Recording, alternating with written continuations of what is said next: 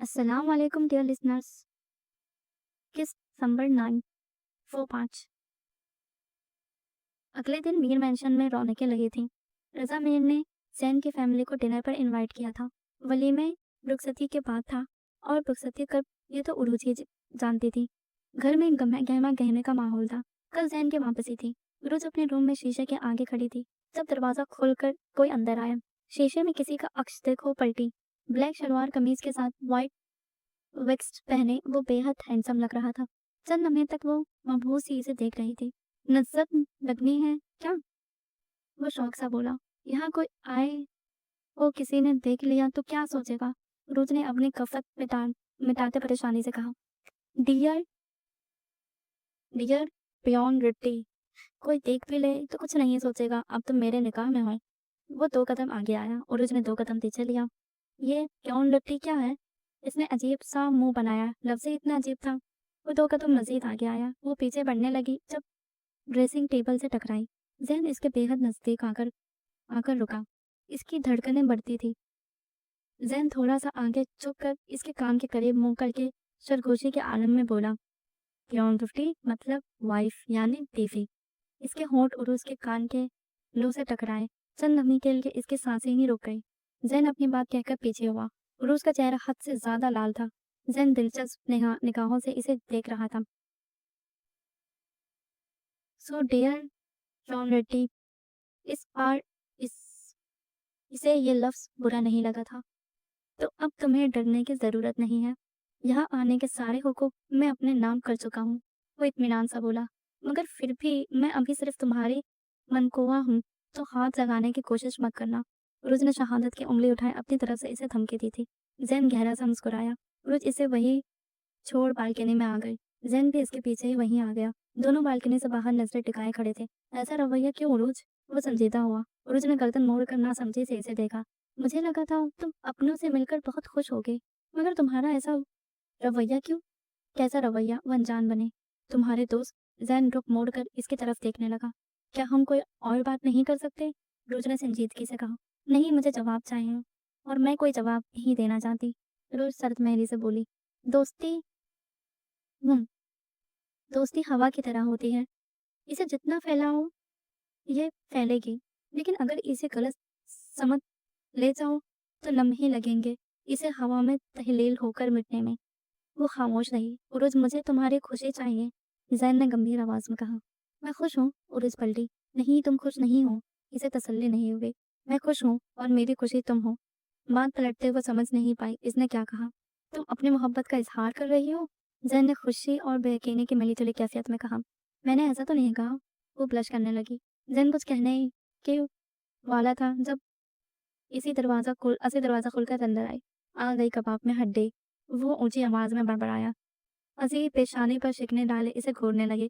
तुमसे तो सारे बदले मैं रुखसती पर ले लूंगी। अभी नीचे चलो, बाबा बुला रहे हैं। असी ने दांत पीसते कहा। अच्छा, रुखसती पर ऐसा क्या होगा? जैन सीने पर बाजू बांधे मासूमियत से पूछने लगा।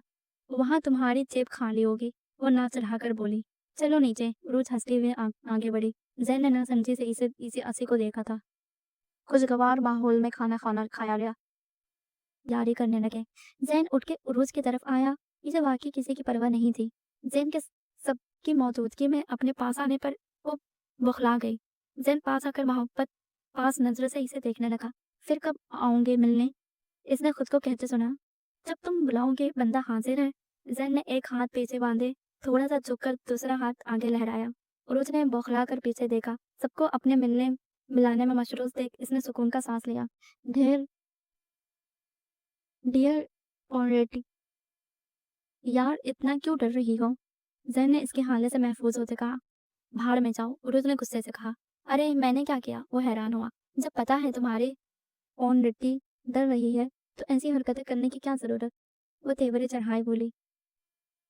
इसके ऑलरेडी कहने पर जैन का कहकहा गूंजा। सब बड़े इसकी तरफ देखने लगे। इनके देखने पर उरुज खफीफ सा मुस्कुराई। अब जाओ, वो सरगोशी भरे अंदाज में बोली। कहा? वो अब इसे जज करने लगा था। जहन्नुम में। उरोज मुंह फैलाए बोली। चलता हूँ, अपना ख्याल रखना। वो गंभीर आवाज में कहता पलटा। तुम भी? वो बेख्तियार बोली। ज़ैन ने बिना पलटे ही सर को हल्का-सा खम दिया। अगर उरुस को देख लेता तो जाना मुश्किल होता, इसलिए वो तेज़ कदम उठाता सबसे मिलकर बाहर निकल गया। उरुस उदासी से घर से गाड़ियाँ निकलते देख रही थी। अब बस करो, इसे ताड़ना। अशी इसके करीब आई। उरुज ने इसे कड़ी नज़रों से घूरा, जिसका असी पर कोई असर नहीं हुआ। वैसे असी कुछ कहने लगी, तब उरुज ने इसके लंबे बालों की बनी पोनी जोर से खींची। असी कराह कर उठी। कम बोला करो, उरुज मुंह चढ़ाकर कहती अपने कमरे की तरफ बढ़ गई। असी अपना सर हिलाते मुंह बसोर कर रज़ामेर की तरफ बढ़ गई। असी ने उरुज के साथ हॉस्पिटल जाना शुरू कर दिया। रज़ामेर के लिए वो बिल्कुल उरुज जैसी थी। वहां आकर असी को यह एहसास ही नहीं रहा कि वो अनाथ है।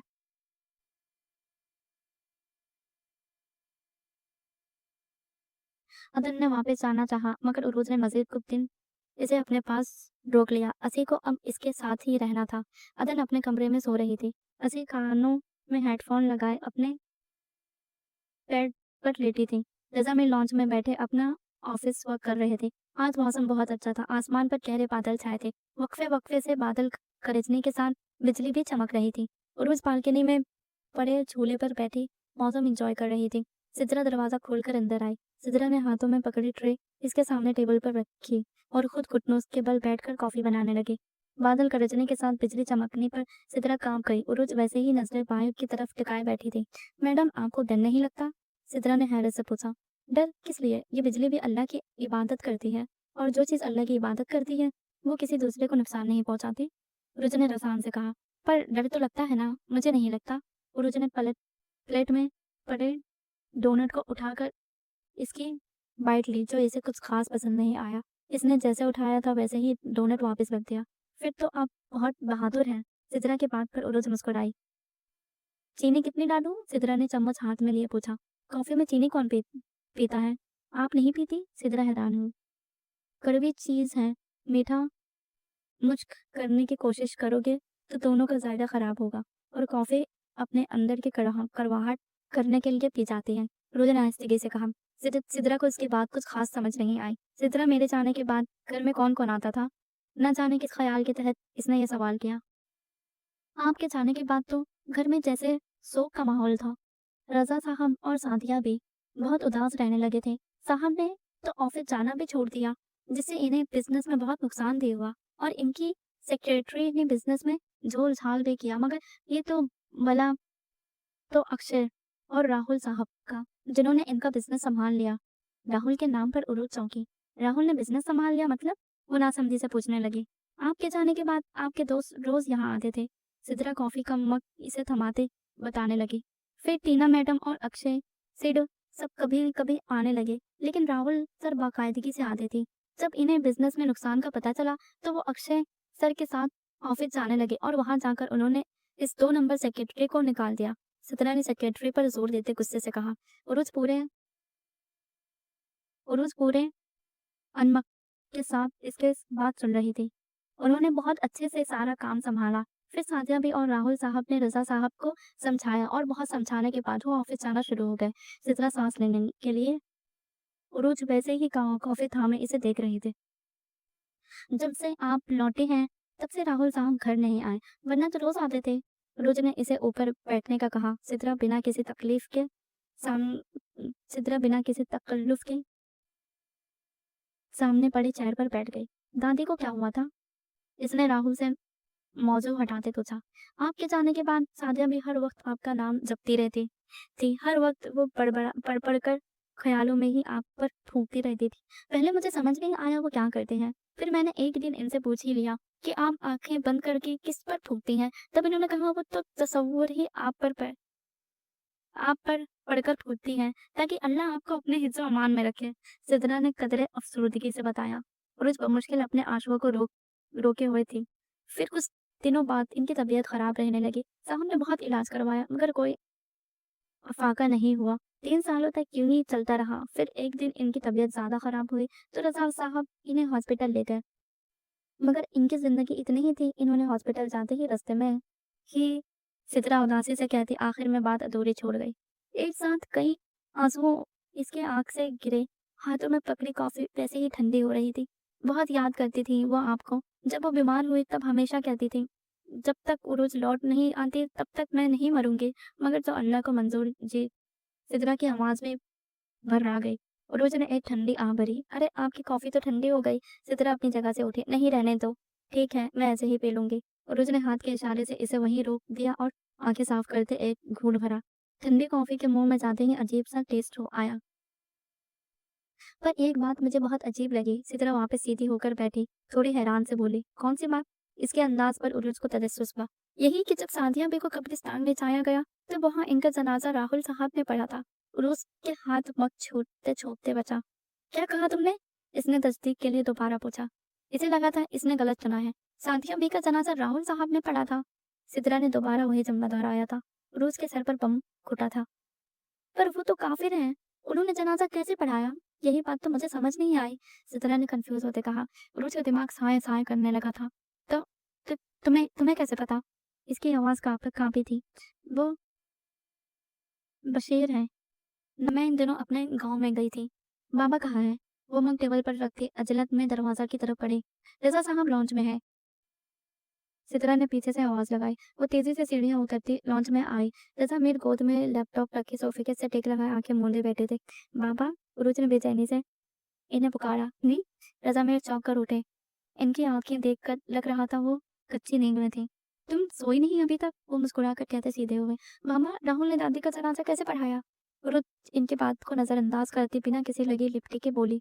तुम्हें किसने कहा? वो बिना चौंके या किसी तासुर के कहते लैपटॉप गोद से उठाकर टेबल पर रखने लगे।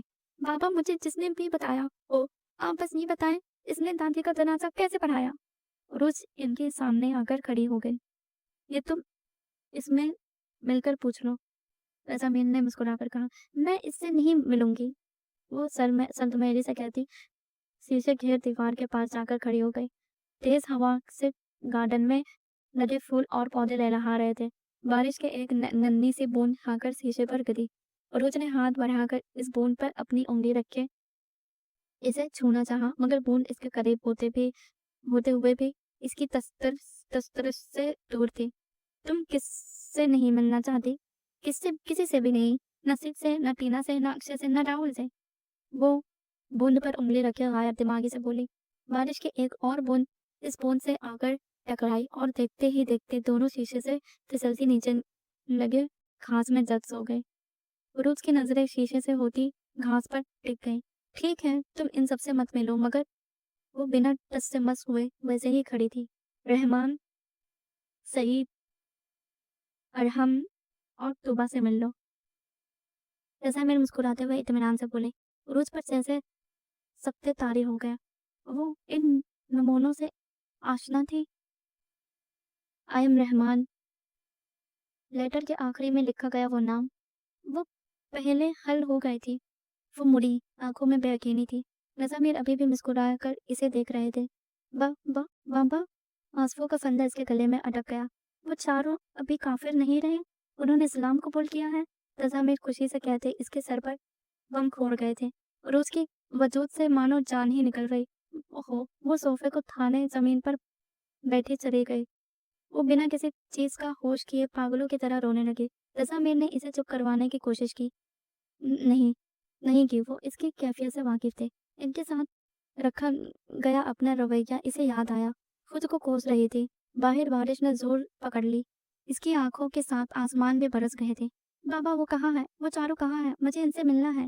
वो बेसब्री से कहती उठी और अपने कमरे की तरफ दौड़ लगाई। कमरे में पहुंचकर वो अजलत में अपना मोबाइल ढूंढने लगी, जो इतने फैलावे में मिलना मुश्किल था। सितरा जो बर्तन उठाकर नीचे जाने लगी थी, रुककर हैरत से इसे देखने लगी। मोबाइल ना मिलने पर उरूज ने अपना बैग उठाया, साथ ही कार केस उठाती नीचे की तरफ दौड़ लगा दी। परी, रुक जाओ। इसे बाहर की तरफ जाता देख रज़ामीर ने इसे आवाज लगाई, मगर वो सुन कहाँ रही थी। आज इसे कुछ सुनाई नहीं दे रहा था। कार स्टार्ट करके तेजी से वो घर से निकली। बारिश मजीद तेज हो चुकी थी। परी, रुक जाओ। रज़ामीर इस तक पहुंचे, मगर वो पहले ही निकल चुकी थी। वो परेशान से वापस पलटे। अदन भी उस शोर सुनकर वहां आ गई। इन सबसे बेखबर असी अपने कमरे में सोई पड़ी थी। कानों में हेडफोन वैसे ही लगे थे। रोज कार भगाते राहुल के घर आई। राहुल कहाँ है? इसने बेचैनी से चौकीदार से पूछा। राहुल सर यहाँ नहीं रहते। चौकीदार ने को अटल सर निकाले कहा।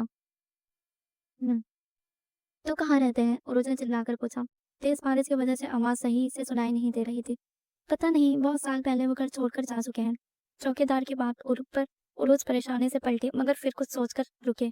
अगर अग्रवाल साहब हैं घर पर? चौकीदार ने कुछ बोलने के बजाय सर ऊपर नीचे हिला दिया। मुझे इनसे मिलना है। चौकीदार वापस पलटा। उरुज कार में बैठकर इसका इंतजार करने लगी। चंद लम्हों बाद करने लगी। चंद लम्हों बाद चौकीदार वापस आया और इसे इशारे से अंदर आने को कहा। उरुज कार से निकलकर गेट की तरफ बढ़ी। चौकीदार ने हाथ में पकड़ी छतरी इसे दी, जिसके सहारे वह अंदर आई। अंकल राहुल कहाँ है? अग्रवाल को देखते ही वो अचरज में बोली, मर गया वो गुस्से से चिल्लाए। उरुज दंग रह गई। सालों पहले तुम यहाँ से गई, हमारी जान छूटी थी तुमसे, मगर तुमने मेरे एक लौते बेटे को भी मुझसे छीन लिया। अरे वो पापी अपना धर्म छोड़कर मुसलमान हो गया, सिर्फ तुम्हारी वजह से। नरक में जलेगा वो नफरत से चिल्ला रहे थे। उरुज जो इनकी पहली बात पर परेशान हुई थी, अब सीने पर बाजू बांधे बड़े इत्मीनान के साथ खड़ी हो गई। अंकल, आपने क्या कहा था? मुसलमान धोखेबाज बेवफा होते हैं और आपको नफरत है हमसे। अब आपका खुद का बेटा मुसलमान है। यही होता है हमारे अल्लाह का इंसाफ, जिसे आप नहीं समझ पाएंगे। निकल जाओ यहाँ से, इससे पहले मैं तुम्हारी जान ले लूँ। वो गुस्से से उरुज की तरफ बढ़े थे जब बीच में मिसेस अग्रवाल आ गई।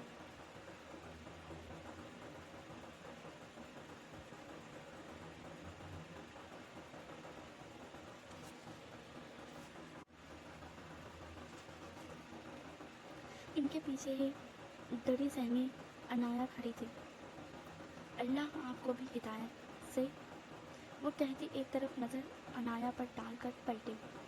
अग्रवाल गुस्से से चिल्ला रहे थे, मगर वो बिना कान धारे तेजी से बाहर निकले। अब कार का रुख सीधा सिट के घर की तरफ था, जहाँ पर पहुंचने के बाद भी इसे यही सुनने को मिला कि वो घर छोड़कर जा चुका है। उरुज परेशान सी कार में बैठी थी। अगर वो घर छोड़कर जा चुके थे तो अक्षय भी घर पर नहीं होगा। अगर यहाँ नहीं तो कहाँ? उरुज अपने दिमाग के घोड़े दौड़ा रही थी। तभी इसके दिमाग में धमाका हुआ। स्टेडियम। इसने खुशी से कार स्टार्ट करके आगे बढ़ा ली। बारिश अभी भी तेजी से बरस रही थी। स्टूडियो के सामने रोड पर कार रोके वो इमारत को देख रही थी। बाहर खड़ी गाड़ियों को देख इसे अंदाज़ा हो चुका था वो चारों वहीं हैं। वो कार से निकलकर कदम आगे बढ़ाने लगी, फिर वहीं रुककर जोर से चिल्लाई, रहमान, सईद, अरहम, तुबा। चारों ऊपर बैठे उरुज के मुताल्लिक की बात कर रहे थे जब आवाज़ पर चौंके। चारों दौड़ कर बालकनी में आए थे।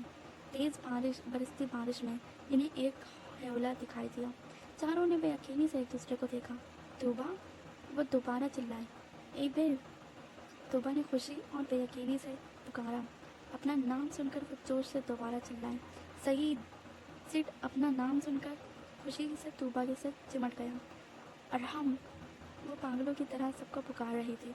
अक्षय निहाल सा होकर जवाबी चिल्लाया था, आबे। ये आवाज़ राहुल की थी, जिसमें खुशी या जोश नहीं, डर था। रहमान, आबे। वो दोबारा हलफ के बल चिल्लाया था।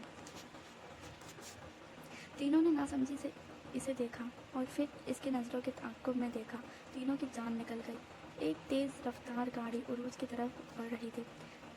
एबे, चारों के खौफ से भरी आवाज़ गूंजी, मगर उरूज को इनकी आवाज़ में छिपा खौफ महसूस नहीं हुआ। वो पागलों की तरह चिल्ला रही थी, एबे हट जाओ वहाँ से। रहमान दोबारा हलक के बल चिल्लाया, मगर वो होश में होती तो कुछ सुनती। वो तेज़ी से सीढ़ियों की तरफ बढ़ा। बाकी तीनों भी पीछे ही थे। अभी चारों गेट के नज़दीक पहुँचे ही थे जब किसी चीज़ की टकराने की आवाज़ के साथ एक नसवानी चीख फिजा में बुलंद हुई। चंद लम्हे तो चारों वहीं जम गए। गाड़ी एक लम्हे रुकी, मगर दूसरे ही लम्हे वो हवा से तेज़ी से वहाँ से निकली। चारों धड़कते दिल के साथ बाहर निकले। जो भी था यकीनन पीछे देख घबरा कर वहाँ से निकला था। चारों ने अंधेरे में इसे तलाशते नजरें इधर उधर दौड़ाई जब इन्हें वो रोड की एक तरफ गिरे खून में लथपथ गहरा सांस लेती दिखाई दी। हाँ बे। वो बर्क रफ्तार से इस तक पहुँचे। बारिश की बूंदों के साथ इसका खून भी ज़मीन भिगो रहा था। एबे तुम ठीक हो, कुछ नहीं हुआ है तुम्हें। रहमान इसका चेहरा खुद में रख के इसका गाल थपथपा रहा था। उरुज गहरा गहरा सांस ले रही थी। कार लाओ जल्दी, सईद चिल्लाया। अरहम तेजी से कार की तरफ बढ़ा। उरुज गहरा सांस लेती अपनी कार की तरफ इशारा कर रही थी। सुबह ने नासमझी से इसके कार की तरफ देखा था। वो धीरे धीरे उनूदगी में जा रही थी। आबे आंखें बंद मत करना, तुम आंखें बंद मत करना। इसे उनूदगी में जाता देख रहमान की जान निकल रही थी। वो मुसलसल इसका चेहरा थपथपा रहा था, इसे होश में रखे हुए था। चारों के आंसू बारिश की बूंदों में जब्स हो रही थी। उरुज हौसला रखो, तुम ठीक हो, मैं तुम्हें कुछ नहीं होने दूंगा। वो जोरों कतार रोता इसे दिलासा दे रहा था।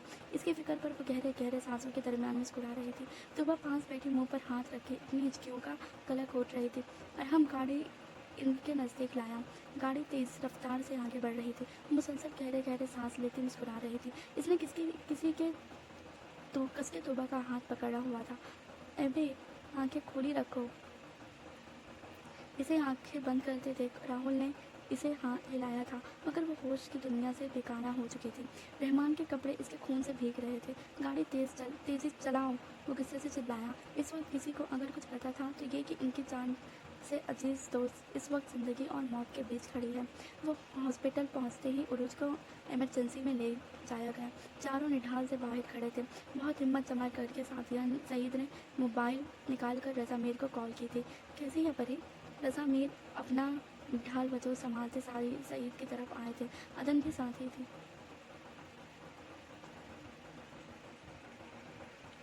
अंकल हौसला रखे, वो ठीक हो जाएगी। सईद ने अभी अपनी तरफ से इनके कंधे पर हाथ रखते दिलासा दिया था। अदन हैदराबाद इत्तला कर चुकी थी।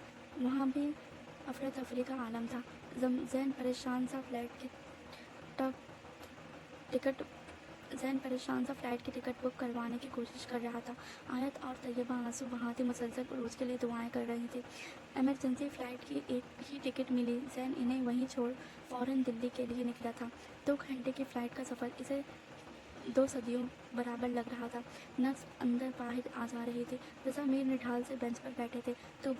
तुम जाकर दुआ को ले आओ प्लीज़। सईद ने इसे कंधे से थामा। कहा, मैं कहीं नहीं जाऊंगी, तूबा ने भीगी आवाज़ में कहा। सारी गहरा सांस लेकर इसे वहीं छोड़ तूबा को लेने चला गया, जो मेड के साथ घर पर थी। डॉक्टर इमरजेंसी से निकलकर इनके पास आया। देखते ही देखते सब इनके गिर्द जमा हो गए।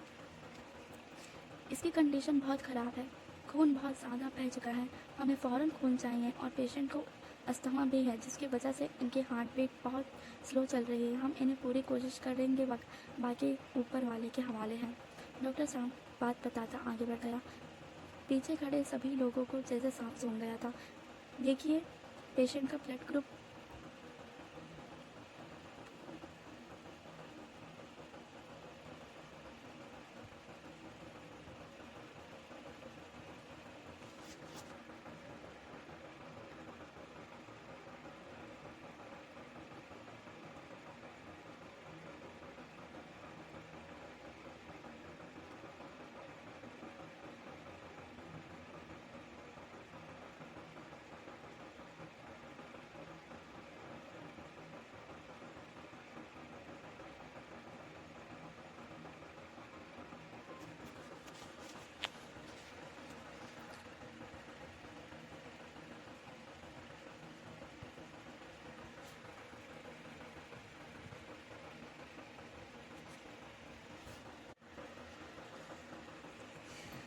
देखिए, पेशेंट का blood group Bombay blood group है।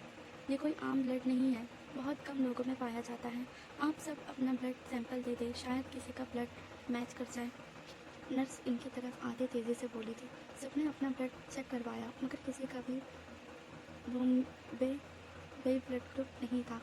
आप लोग कहीं से भी ब्लड का इंतज़ाम करें, चाहे जितनी भी पैसे लगे, पर प्लीज़ मेरी बच्ची को बचा लें। रज़ा मीर ने हाथ जोड़कर कहा।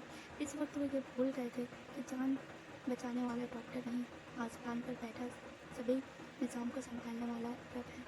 देखिए, हम अपनी पूरी कोशिश करेंगे। नर्स इन्हें कहती आगे बढ़ गई। अदन रोते हुए वहाँ से आ गई। वो जानती थी उरुज की ज़िंदगी के लिए किससे राब्ते की ज़रूरत है। जैन बौखलाया सा हॉस्पिटल पहुंचा। अंकल उरूज कैसी है? जवाब में रज़ा अमीर रोते रहे। अंकल उरूज कैसी है?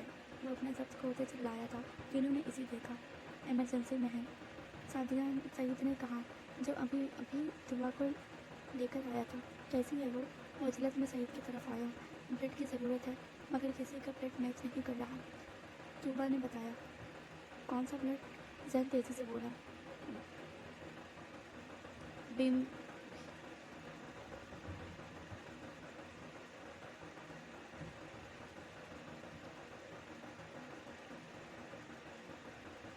Bone B blood group. हमने आगे बढ़कर बताया। मेरा है, जैन ने फ़ौरन कहा।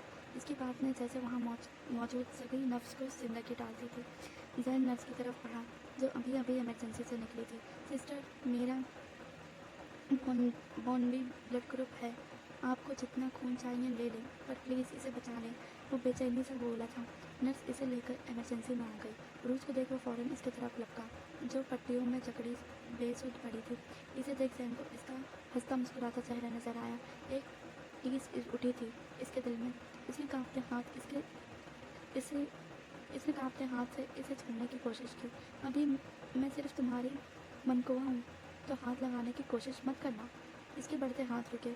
देखिए, अभी पेशेंट को ब्लड की बहुत ज़रूरत है, फ़ौरन ब्लड चाहिए, नर्स ने संजीदगी से कहा। जैन बेबस सा इसे छोड़कर साथ पड़े स्ट्रेचर पर लेट गया। बाहर सभी बेचैनी से इधर उधर चक्कर काट रहे थे। अदन सजदे में गिरी इसकी ज़िंदगी के लिए दुआएं कर रही थी। एक वक्त इसने अदन के लिए दुआएं की थी, और आज इसे ज़रूरत थी इन दुआओं की। अदन जानती थी ज़िंदगी की डोर तो अल्लाह के हाथ में है। वो दुआओं पर यकीन रखने वाली औरत थी। इन सब से बेखबर असी अपने कमरे में लेटी गहरी नींद सो रही थी। जैन ब्लड देकर बाहर आ चुका था। दुआ एक तरफ रो रही थी। तुम इसे घर ले जाओ, सईद ने दुआ को चुप करवाते कहा। नहीं, मैं घर नहीं जाऊंगी, दुआ ने नफी में से हिलाया। यहाँ सब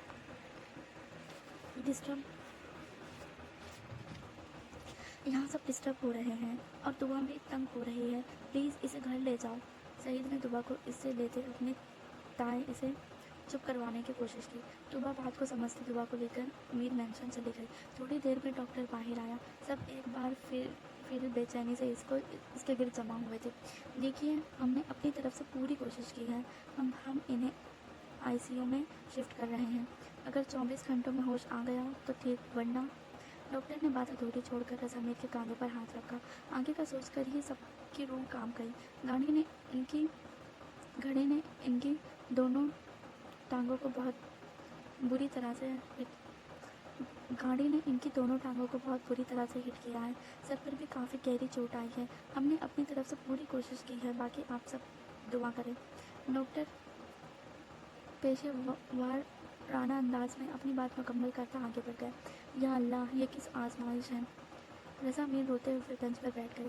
सईद ने इनके कंधे पर हाथ रखकर इन्हें दिलासा दिया। जैन एक तरफ निढाल सा खड़ा था। इसे यहाँ भेजना ही नहीं चाहिए था। अगर मुझे पता होता यहाँ इसकी ये हालत होगी तो मैं इसे कभी वापस नहीं आने देता। जैन एकदम पड़ा था। सब हक्का बक्का इसे देखने लगे। तुम लोगों की वजह से हुआ है ये सब, तुम लोगों की वजह से। इसने पास खड़े रहमान का गिरबान पकड़ लिया। और हम आगे बढ़ा, मगर रहमान ने हाथ के इशारे से इसे वहीं रोक दिया। तुम्हारी वजह से इसकी ये हालत हुई है। इसकी हंसी खेलती ज़िंदगी तुमने बर्बाद की है। तुम्हें तरस नहीं आता इस पर? छोड़ दो इसकी जान, निकल जाओ इसकी ज़िंदगी से। जैन इसका गिरेबान से छोड़ता जोर से चिल्लाया था। रहमान कुछ नहीं बोला। वो गुनहगार था इसका। निकल जाओ इसकी ज़िंदगी से। जैन ने झटके से इसका गिरेबान छोड़ा। रहमान लड़खड़ा कर पीछे हुआ। जैन निढाल सा होकर रज़ा मीर के साथ ही बेंच पर बैठ गया।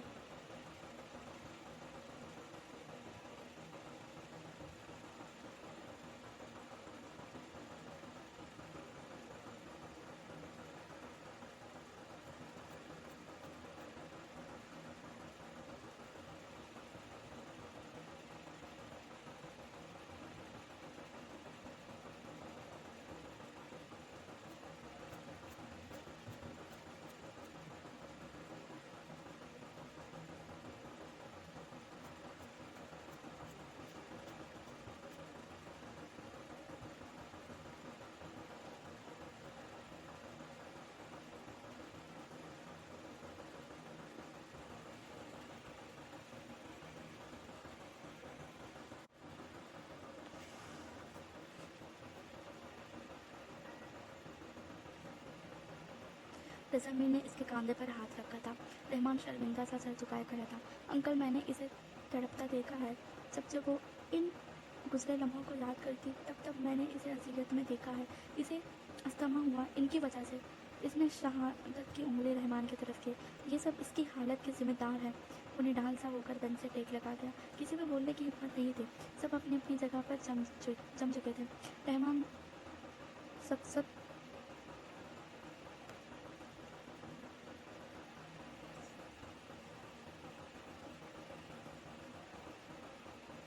रहमान शख्सत खवारता कदम उठाए वहाँ से जाने लगा। किसी ने इसे नहीं रोका था। सबका गम एक सा ही था। बारिश थम चुकी थी। वो छोटे छोटे कदम उठाता फुटपाथ के किनारे चल रहा था। दोनों बाजू बेजान से साथ जोड़ रहे थे। आंखों में गुजरे लम्हों की अजीयत थी। राहुल, लैला अच्छी लड़की नहीं है। वो तुम्हें डिजर्व नहीं करती। वो बेबसी से बोली थी।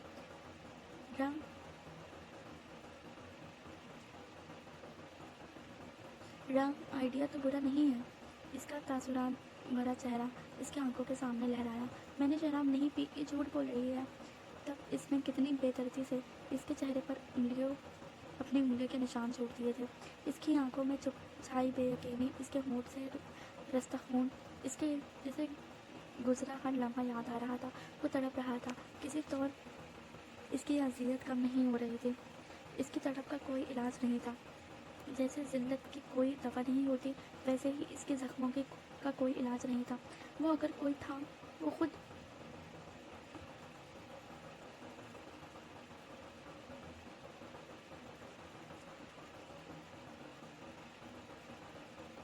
और अगर कोई था तो वो खुद पट्टियों में जकड़ी बेसुध पड़ी थी।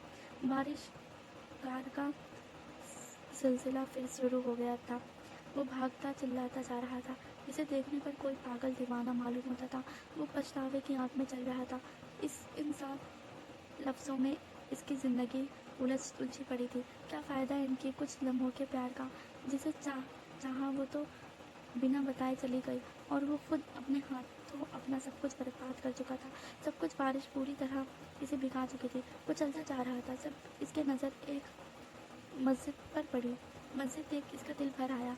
जो आंसू बाहर नहीं आ रहे थे, अब वो पूरी शिद्दत से बहना शुरू हो गए थे।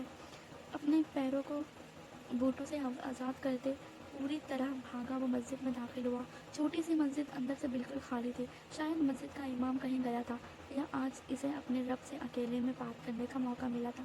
वो छोटे छोटे कदम उठाता मस्जिद के वसत में जाकर खड़ा हुआ। आंसू पूरी रवानी से बह रहे थे। वो घुटनों के बल ज़मीन पर गिर गया, और इसी पल आसमान पर बिजली चमकी थी, बादल गरजे थे। वो घुटनों के बल गिरे ही सजदे में चिल्ला गया, या रहमान। वो सिसका था, या अल्लाह। इसने आंसुओं के दरमियान इसे पुकारा था। या करीम। बादल ज़ोर से गरजा। या गफूर। बिजली ज़ोर से चमकी। या कुद्दूस। बारिश मज़ीद तेज़ हुई। या रहीम। वो सजदे में गिरा अपने रब को मुख्तलिफ नामों से पुकार रहा था। ऊपर बैठा इसका रब इसके हर पुकार का जवाब दे रहा था। या रब्बुल इज़्ज़त। वो सीधा होकर दुआ की सूरत हाथ उठाए बैठा था। आंसू रुखसार पर मुसलसल बह रहे थे। या अल्लाह, तूने मुझे ये तौफीक दी, मुझे अपने महबूब की उम्मत में दाखिल किया। या रहमान, तूने मुझे अपना नाम दिया। मैं किस कदर खुशकिस्मत हूँ। ऐ मेरे रब, तू सुन रहा है ना? तेरा गुनहगार बंदा तुझे पुकार रहा है। बादल ज़ोर से गरजा। या अल्लाह, मैं तुझसे तेरी बंदी की ज़िंदगी मांगता हूँ। मैं तुझसे मौजज़े की उम्मीद लगाए बैठा हूँ। इसे इसकी ज़िंदगी लौटा दे या रब। अभी तुम मुझे अपने साथियों की माफ़ी भी मांगने हैं इससे। या अल्लाह, इसे ज़िंदा रख। मुझे इसे माफ़ी मांगनी है। ऐ मेरे रब, मैं तेरे मौजज़े का मुंतज़िर हूँ। तो सुन रहा है ना? वो हिचकियों के दरमियान बोल रहा था। बादल एक बार फिर गरजा। अल्लाह इसकी सुन रहा था। वो कैसे ना सुनता? वो तो हर किसी की सुनता है। फिर चाहे वो सजदे करे या पत्थरों को पूछे, वो तो इतना करीम है। वो सब पर इतना करम करता है। वो सबकी सुनता है। रहमान ऐसे ही हाथ उठाए दुआ कर रहा था। इसकी आंखों के आगे गुजरी ज़िंदगी के मुंतज़िर चलने लगी। माजी। राहुल इन्हें शाम में डायरी लाने का कहकर मीर मेंशन से निकल गया। टीना वहाँ से उठकर उरूज के कमरे में आ गई। वो आसपास देखती स्टडी टेबल तक पहुँची। उरूज की डायरी पर नज़र पड़ती ही टीना ने हाथ बढ़ाकर इसे उठाया। डायरी पर खूबसूरत से लफ्ज़ों में बड़ा सा एबे लिखा था। टीना ने बेइख्तियार ही इन लफ्ज़ों को छुआ था। आँख से एक आंसू निकलकर इन लफ्ज़ों पर गिरा। अंगूठे की पुस से आंसू साफ करती इसने डायरी को खोला था। पापा की परी। डायरी के पहले पेज पर बड़े बड़े लफ्ज़ों में लिखा था। टीना ने मुस्कुरा कर भी पेज पलटा। राहुल के लिए मासूम। दूसरा पेज। सिड की नज़रों में तेज तर्रार। इसने तीसरा पेज पलटा। टीना के लिए ब्यूटी क्वीन। टीना ने लफ्ज़ों को छुआ। अक्षय की नज़र में इंटेलिजेंट। अगला पेज खाली था। इट्स मी उरुज रजा मीर। टीना के दोबारा पेज पलटते ही बड़े लफ्ज़ों में लिखा था। टीना चलो। टीना ने एक और पेज पलटा ही था जब सिड की आवाज़ इसके कानों से टकराई। वो डायरी को बंद करके इसे अपनी जैकेट में छुपाते नीचे चली आई।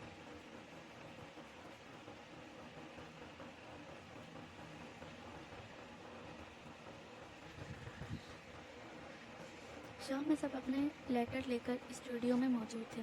सबने लेटर को बदल कर पढ़ा। अक्षय के लेटर पढ़ते ही सबको शर्मिंदगी ने घेर लिया। मुझे एक बात समझ नहीं आती, आबे ने 6 लेटर क्यों लिखे, एक क्यों नहीं? टीना ने लेटर हाथ में पकड़कर पुरसोच अंदाज में कहा। सब इसकी बात पर सोच में पड़ गए, लेकिन किसी को भी समझ नहीं आया। हो सकता है सभी लेटर्स में कोई बात छुपी हो। अक्षय ने अपनी सोच के मुताबिक कहा। कैसी बात? सिड ने उलझ कर पूछा। ये तो मुझे भी नहीं पता। अक्षय ने गहरा सांस लेते कहा। कल कॉलेज जाने का क्या सोचा तुम लोगों ने? कोई भी सर हाथ में ना आते। सिड ने बात को पलटा। जाना तो पड़ेगा, घर वाले जोर डाल रहे हैं। अक्षय ने हाथ में पकड़ा लेटर टेबल पर रखते थके से अंदाज में कहा। वहाँ हर जगह इसकी यादें हैं। इतने बड़े गिल्ट के साथ हम कैसे पढ़ सकेंगे? टीना ने उदासी से कहा। टीना लास्ट ईयर है, कैसे बर्बाद करेंगे? सिड ने समझते कहा। और वो जो बर्बाद करके गई है, इसका क्या? टीना ने इसकी आंखों में झांका। सिड बेख्तियार नजरें चुरा गया। राहुल तुम तो कुछ बोलो। अक्षय इसके खामोश देख तंग कर बोला। मैंने डिसाइड कर लिया। वो सोफे से उठता बालकनी में जाकर खड़ा हो गया। क्या? तीनों की मिलीजुली आवाज़ आई। मैं लॉ ज्वाइन करूँगा। सबके सर पर बम फूटा था। What are you mad? Akshay एकदम अपनी जगह से उठा। मैंने फैसला कर लिया है, राहुल अटल अंदाज में कहता मोड़ा। तुम पागल हो गए हो राहुल, की क्या ज़रूरत है तुम्हें लॉ ज्वाइन करने की? सिड धीमे सा चिल्लाया। मैं कैसे जाऊँ इस कॉलेज में जहाँ इसकी यादें हैं? तुम बताओ, क्या तुम वहाँ जाकर पढ़ पाओगे? इसके सवाल ने सिड को लाजवाब कर दिया। राहुल इसकी खामोशी पर तन से मुस्कुराया। डैड ने कहा है अगर कॉलेज नहीं जाना तो लॉ ज्वाइन करो, इसीलिए मैंने फैसला किया। राहुल संजीदगी से कहता कार कीज उठाकर बाहर निकलने लगा जब टीना ने इसे आवाज़ लगाई। राहुल वेट। वो वहीं रुक गया मगर मुड़ा नहीं। मेरे पास एबे की डायरी है। टीना ने अपने पीछे छुपाई उरूज की डायरी निकालकर टेबल पर रखी। ये तुम्हें कहाँ से मिली? राहुल ने वापस आते ही टेबल से डायरी उठाकर पूछा। इसके रूम से, टीना ने बताया। राहुल डायरी खोलकर दोबारा सोफे पर बैठ गया। इंडिया से पाकिस्तान जाने के कुछ किस्से लिखे थे। वो पढ़ते आगे बढ़ रहा था जहाँ एक जगह बेंच कर चारों टिटके। जब राहुल ने लैला की तस्वीर दिखाई तब मैं शॉक हो गई। मैंने लैला को पहले भी कहीं देखा था। इस इंशिकाफ पर चारों ने हैरत से एक दूसरे को देखा था। वो वाकई इतना पुराना नहीं था जिससे मैं भूल जाती। पहले मुझे लगा शायद लैला वो लड़की नहीं है जिसे मैंने देखा था, मगर इस दिन कैफ़े में मैंने इससे मिलकर मुझे यकीन हो गया कि वही लड़की है जिसे मैंने इस रात क्लब में किसी लड़की के साथ देखा था। चारों ने उलझ कर एक दूसरे को देखा। अगर सिर्फ लड़के के साथ दिखती तो बात अलग थी, लेकिन इसे लड़के के साथ नाजेबा हरकतें करते देखा, ये मुझे हजम नहीं हुआ। वो नाजेबा का क्या मतलब होता है? टीना ने नासमझी से पूछा। वेट सर्च करते हैं। अक्षय ने मोबाइल निकाल कर गूगल से सर्च किया। नाजेबा मीन्स अक्षय ने बात अधूरी छोड़कर मोबाइल इनके सामने लहराया। अल्फाज पर राहुल की रगें तन गई। अक्षय ने मोबाइल ऐसे ही टेबल पर रख दिया। चारों दोबारा डायरी पर छुप गए। तब मैं बहुत हैरान हुई। राहुल कैसे लैला जैसी लड़की से प्यार कर सकता है? लैला की हर बात मुझे चोट लगती थी। जब जब वो राहुल के साथ होती मुझे अजीब लगता। मेरा दोस्त मेरी आंखों के सामने बर्बाद हो रहा था। मैं कैसे देखती? इसलिए मैंने राहुल की बात करने का सोचा। राहुल को कैफेटेरिया में कोई बातचीत याद आई। अगर आमिर ने लैला को अगर आपने लैला को किसी लड़की के साथ देखा था तो बताया क्यों नहीं? अक्षय ने बेयकीनी से पूछा। आई डोंट नो, राहुल शदीद हैरत में मुब्तला होकर बोला। आज राहुल से मिलने पर इसने जो कहा, काश वो सुनने से पहले मैं मर जाती। आगे की तहरीर पढ़कर राहुल ने कर्ब से आंखें मींच ली। अबे तुम्हें बताया था? सिड ने शौक के आलम में पूछा। हाँ, पर इसने ये नहीं बताया था, राहुल ने धीमी आवाज में कहा। क्या नहीं बताया था? वो तुमसे मिली थी, तुम दोनों का झगड़ा हुआ था और तुमने हमें बताया नहीं। सिड दबे दबे गुस्से से चिल्लाया। गाइस, अबे मिली थी, मगर इसने सिर्फ इतना बताया था कि लैला मेरे लिए ठीक नहीं है, दैट्स इट। राहुल ने परेशानी मसलते बताया। और तुमने यकीन नहीं किया, अक्षय ने तंजिया कहा। अक्षय, यह वक्त इन बातों का नहीं है। टीना ने इसे झगड़ा झड़का। वो खामोश होकर दोबारा डायरी पढ़ने लगे। मुझे लगा था राहुल मेरी बात सुनेगा, समझेगा, मगर इसने कहा अगर मैंने लैला के बारे में दोबारा ऐसी बात की तो वो भूल जाएगा कि मैं इसकी दोस्त हूँ। बेंच पर चंद सोगी सूखी बूंदें भी थीं, जिसे देख यही अंदाजा होता था कि ये सब लिखते वक्त पेज पर चंद सूखी बूंदें भी थी, जिसे देख यही अंदाजा होता था कि ये सब लिखते वक्त वो रो रही थी। एक बार ख्याल आया कि राहुल को सब बता दो लैला के बारे में, लेकिन फिर दादी की कही हुई बात याद आई। दादी ने हमेशा यही सिखाया कि हम मुसलमानों को दूसरों का पर्दा रखना चाहिए। बस यही चीज मुझे हमेशा रोके रखती, वरना शायद मैं राहुल को लैला की हकीकत बता देती। अपने सवाल का जवाब मिलने पर चारों पे आसमान होने पर दोबारा डायरी पढ़ने लगे। अक्षय ने एक बार मुझसे पूछा था, अगर मेरी एक दुआ कबूल हो तो वो क्या होगी?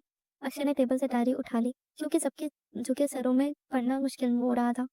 Akshay, what's wrong? राहुल ने गुस्से में इसे छिड़का। गाइस, मैं पढ़ता हूँ। वो तहमील से कहता सीधा होकर बैठ गया। तुम मेरे दिल में जो था मैंने बता दिया, जिससे तुम चारों बहुत गुस्सा हो गए। एक तरफ लैला का गुस्सा था और इसी गुस्से में ना जाने मैंने इन्हें क्या-क्या कह दिया। फिर बाबा के समझाने पर मुझे समझ आया, हमें किसी के धर्म के बारे में कुछ नहीं कहना चाहिए। अक्षय सांस लेने के लिए रुका। देखा अबे, ने वो सब गुस्से में कहा था और तुम लोग यूं ही दीन धर्म लेकर बैठ गए। सिर ने फौरन कहा, लेकिन मेरा ख्वाब, मेरी तमन्ना, मेरी ख्वाहिश, मेरी दुआ यही है कि वो सब मुसलमान हो जाए। अक्षय के अगले जुमले पर सिर खामोश हो गया। बाबा जो भी कहें, पर इस्लाम भी सच्चा दीन है। आगे की तहरीर पर टीना ने सिड को घूरा, जो खफीफ सा होकर मुंह फेर गया। मैं इस दुनिया में ही नहीं, जन्नत में भी इनके साथ रहना चाहती हूँ। मैं इन्हें कैसे बताऊं, कैसे समझाऊं? वो इन लफ्जों में इसकी बेबसी महसूस कर सकते थे। मैं हमेशा दिल में इन्हें इन नामों से मुखातिब करती हूँ, और अगर कभी मेरी दुआएं कबूल हुए तो मैं इनके कुछ यूं नाम रखूंगी। राहुल, रहमान, सिड, सईद, अक्षय, अरहम, टीना, तूबा। मैं इन्हें कैसे कहूँ? वो एक बार मेरा दीन समझने की कोशिश करें, इसे जानने के इस्लाम कितना खूबसूरत मज़हब है। अक्षय ने डायरी बंद कर दी। क्या हुआ, खत्म हो गई? राहुल ने बेचैनी से पूछा। नहीं, और भी लिखा है। तो पढ़ो। पहले जितना पढ़ा है वो तो समझ लो। वो संजीदगी से कहता सोफे से टिका गया। अबे, चाहती थी हम मुसलमान हो जाए, और वो भी इनका दीन समझकर। क्या ये कोई मजाक है? कोई कैसे अपना धर्म छोड़ सकता है? सिड ने गुस्से से कहा था। हमें एक बार इस्लाम पर सर्च करना चाहिए। राहुल श्योर था। राहुल, तुम्हारा दिमाग खराब हो गया है? सिड ने तशद्दुद से सर हिला दिया। तुम क्या अपना धर्म छोड़कर इस्लाम में जाओगे? सिड, एस्ताजिया हंसी हंसा। Just just for entertainment, Rahul ने कुछ सोचकर कहा।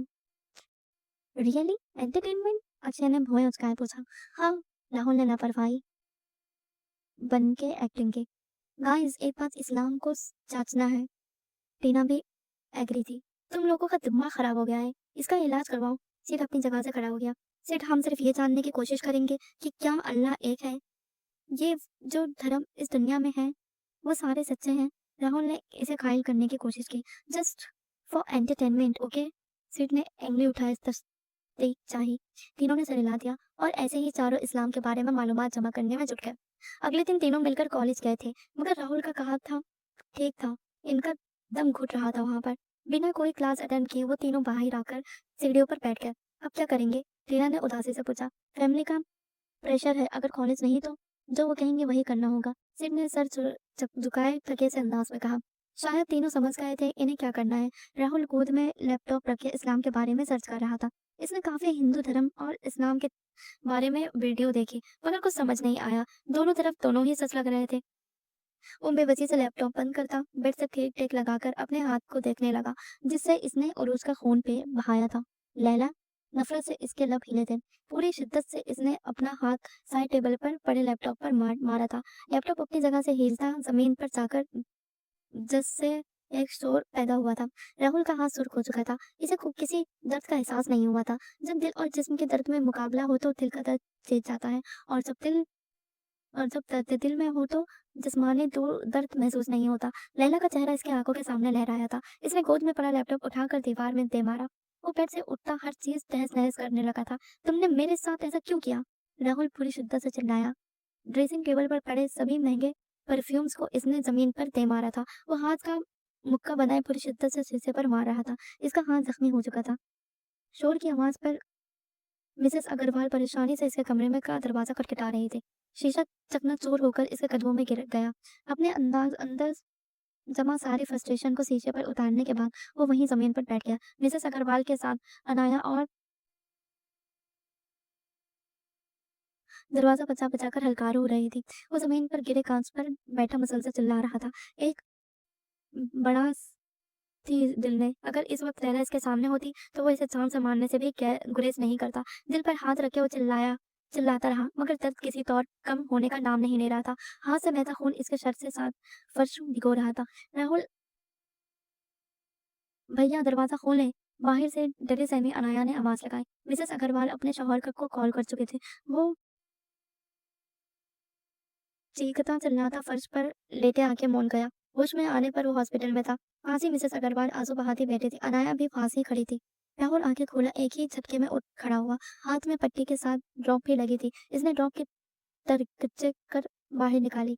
राहुल, ये क्या कर रहे हो? मिसेस अग्रवाल अपने रोना छोड़कर इसे पकड़ने लगी। राहुल एक झटके से अपना हाथ छोड़ा था, बिस्तर से उठ खड़ा हुआ।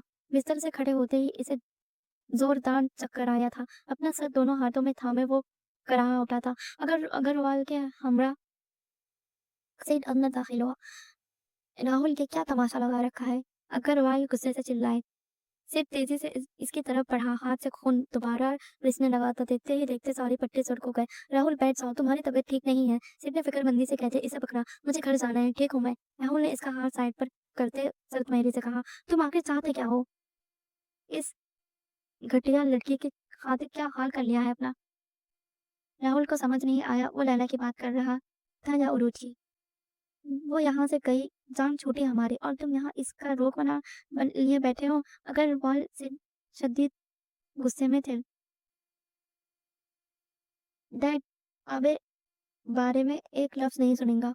वो शहादत की उंगली उठाए जोर से चिल्लाया था। तभी अक्षय और टीना भी अंदर दाखिल हुए। तुम इस लड़की की खातिर अपने बाप के आगे जुबान चलाओगे? अग्रवाल इससे भी जोर से चिल्लाए। खबरदार, अगर आज के बाद तुम्हारे मुंह से इसका नाम भी सुना तो। वो इसे तंबिया करते कमरे से निकल गए।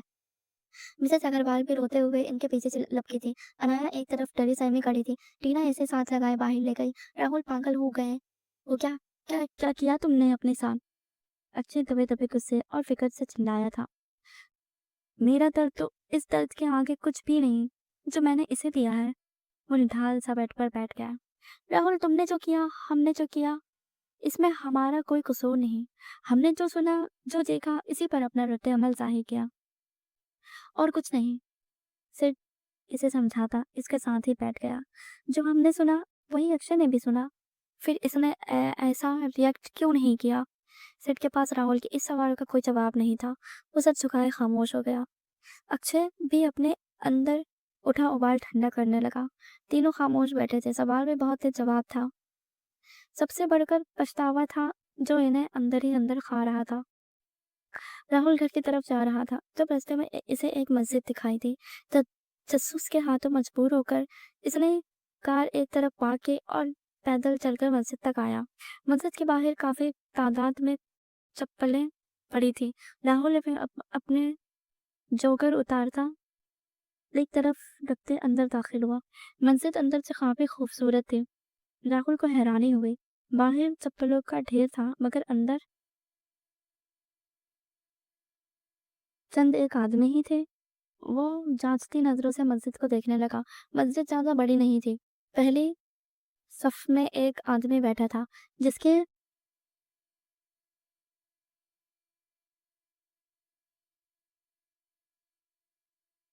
पहले सब में एक आदमी बैठा था जिसकी पीठ राहुल की तरफ थी। इसके पीछे चंद एक आदमी थे। वो पहले बार मस्जिद आया था। एक दो मिनट इधर उधर नजरें दौड़ाने के बाद वो वापस जाने के लिए मुड़ा जब इसके कानों से एक खूबसूरत आवाज टकराई। पहले सफ में बैठा आदमी कुरान की तिलावत कर रहा था। राहुल के कदम वहीं जम गए। आदमी की आवाज में ऐसी कशिश थी जिसने राहुल को वहीं रोक लिया। वो मुड़ता जाकर इसके तरफ बैठ गया। ये सब इतनी जल्दी हुआ कि वो खुद भी हैरान रह गया। आदमी की आवाज इतनी सुरीली थी। राहुल एक सरवार सा महसूस करने लगा। और जो काफिर कहते हैं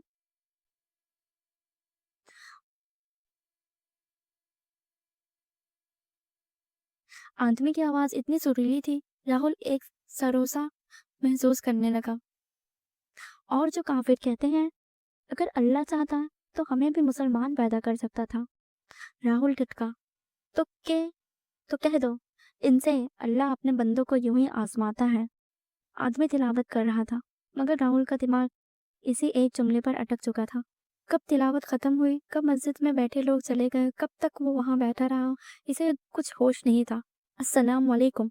एक खूबसूरत सी आवाज उसके कानों से टकराई थी। राहुल चौंक कर अपने ख्यालों से निकला। वालेकुम अस्सलाम। कैसे इसके लब हिले थे वह हैरान रह गया।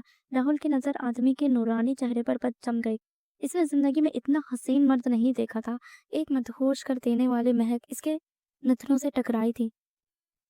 आदमी ने इसके यूं अपनी तरफ देखने पर इसका नाम पूछा। रहमान। कैसे इसकी जुबान फिसली। माशाल्लाह बहुत प्यारा नाम है। आदमी ने मुस्कुराकर कहा। कुरान को इसने सीने से लगाया था। बहुत किस्मत वाले हैं आप। वो कैसे। वो मजीद हैरान हुआ। एक तो मुसलमान घराने में पैदा हुए और दूसरा अल्लाह ने आपको अपना नामों में से इतना खूबसूरत नाम दिया। इसका दिल धक धक कर रहा था। क्या ये है। राहुल ने कुरान की तरफ इशारा किया। आपको नहीं पता ये कुरान है। आदमी ने थोड़ा हैरान होते ही कहा। साथ ही पलटा और कुरान को एहतराम से चूमता एक ऊंची जगह पर रखने लगा। राहुल अपनी जगह से खड़ा हो गया। आप वाकई मुसलमान हैं ना। कुरान को अपनी जगह पर रखकर इसने मशकूक नजरों से राहुल को देखा। राहुल सटपटाकर सर हिला गया। मेरा नाम मोहम्मद उस्मान है। मैं यहाँ का इमाम हूँ। मोहम्मद। राहुल के लब हिले थे। आपका कोई सरनेम नहीं है। इसने किसी ख्याल के तहत पूछा। मोहम्मद उस्मान अमीन। वहां बाहर तो इतनी जूतियां पड़ी हैं पर यहाँ तो एक आध आदमी ही थे। राहुल ने हैरान का मुजाहरा किया। अगर किसी के चप्पल चोरी हो जाए तो वो रब के घर से नंगे पाँव ना जाए। और नमाज के हवाले से अगर 100 लोग में तो इनमें से मुश्किल से ही 50 नमाज पढ़ते होंगे और इन 50 लोगों में से मुश्किल से ही 10 मस्जिद आते होंगे वरना बाकी सब तो घर पर ही पढ़ लेते हैं नमाज। उस्मान ने कदरे अफसोस से कहा। राहुल को कुछ कुछ बात समझ आ गई। करते क्या है। लॉ की स्टडी। गुड। उस्मान मुस्कुराकर कहा। और चले। उस्मान ने हाथ के इशारे से कहा। राहुल सर हिलाता इसके साथ चलने लगा। बाहर निकलकर उस्मान ने अपनी चप्पल पहनी और राहुल ने अपने जॉगर के लिए इधर उधर नजरें दौड़ाई मगर इसे कहीं दिखाई नहीं दिया। क्या हुआ। नहीं मिल रहा। उस्मान ने इसे परेशान देख पूछा। नहीं अभी तो यहीं उतारी थी। इसने दोबारा आसपास नजरें दौड़ाते कहा। शायद कोई पहन गया हो। आप इनमें से कोई चप्पल पहन लो। उस्मान ने चप्पलों की तरफ इशारा किया। राहुल शदीद हैरान हुआ था। मस्जिद के बाहर भी चोरी होती है और मंदिर के बाहर भी। उसने में मारे हैरत से कहा। गुनाह का कोई दीन धर्म नहीं होता। उस्मान अफसोस से बोला। राहुल पहनने लायक एक चप्पल ढूंढने लगा। फिर एक चप्पल इसकी नजर में आई जो इसे पूरी थी। इसने वही पैरों में पहन ली। आए यहाँ साथ ही मेरा घर है। चाय पी कर जाना। उस्मान ने पेशकश करते कदम आगे बढ़ाया। नहीं मैं चलता हूँ मुझे लेट हो रहा है। राहुल ने घर की तरफ देखा। इसे वाकई देर हो रही थी। ठीक है। पर फिर कब आएंगे? उस्मान ने इसे जो पूछा जैसे बरसों से दोनों एक दूसरे को जानते हों। राहुल को थोड़ा अजीब लगा। मैं भला दोबारा क्या लेने आऊंगा? इसने सोचा, मगर कहा नहीं। जब मौका मिले जरूर आऊंगा। वो वही मुस्कुराया। ठीक है, मैं इंतजार करूंगा। उस्मान भी मुस्कुराया था। राहुल इसकी बात पर हैरान तो हुआ, लेकिन बिना कुछ कहे कदम कार की तरफ बढ़ा लिया। अल्लाह हाफिज। पीछे से उस्मान की आवाज आई। वो पलटा। उस्मान हाथ पीछे बांधे मुस्कुराकर इसे ही देख रहा था। अल अल्लाह हाफिज, इसने टूटे लफ्जों में कहा और तेज तेज कदम उठाकर कार में बैठ गया। मैं दोबारा क्यों आऊंगा? वो खुद से बड़बड़ाया। फिर एक नजर उस्मान को देखा, जो नजरें झुकाए चलता एक गली में मुड़ गया। राहुल ने सर झटक कर मोबाइल निकाला। आधे घंटे में तीनों को स्टूडियो पहुंचने का टेक्स्ट करके कार आगे बढ़ाई। सारा रास्ते मस्जिद के बारे में सोचते ही गुजरा। घर आकर वो फ्रेश होकर चाबी घुमाए घर से निकलने लगा। जब अग्रवाल की आवाज पर रुका, मगर मुड़ा नहीं। कहाँ जा रहे हो? उन्होंने रॉब से पूछा था। स्टूडियो जा रहा हूँ डैड, राहुल ने बेदिली से जवाब दिया। तुम्हें घर में चैन नहीं मिलता क्या, जो निकल पड़ते हो अपने आवारा दोस्तों के पास? डैड, पहले आबे से प्रॉब्लम थी, और अब इन तीनों से भी प्रॉब्लम हो गई है, राहुल चिढ़कर कहता मोड़ा। जुबान कम चलाया करो मेरे आगे। अग्रवाल बिफरे। राहुल सर झटक कर बाहर निकल आया। स्टूडियो के बाहर गाड़ियां पहले ही खड़ी थी। इतना इतना इतना अर्जेंट बुलाया, क्या बात है? राहुल के अंदर कदम रखते ही सिड ने फिक्रमंदी से पूछा। हाँ, बात करने हैं। राहुल के अंदर में बेचैनी थी। ओके, क्या बात करनी है? टीना ने आईब्रो उचकाकर पूछा। मेरे पास कुछ बताने को है, वो थके से अंदाज में कहता सोफे पर बैठ गया। तीनों सवालिया नजरों से इसे देखने लगे। तुमने इस दिन पूछा था ना, अगर अल्लाह चाहता तो हमें भी मुसलमान कर सकता था। राहुल ने थोड़ा आगे झुकते कहा। तो? सिड ने लापरवाही से कहा। तो मेरे पास इसका जवाब है। रियली? टीना एक्साइटेड सी बोली। हाँ, कुरान में। क्या? तीनों एक जगह से उछले थे। मैं मस्जिद गया था।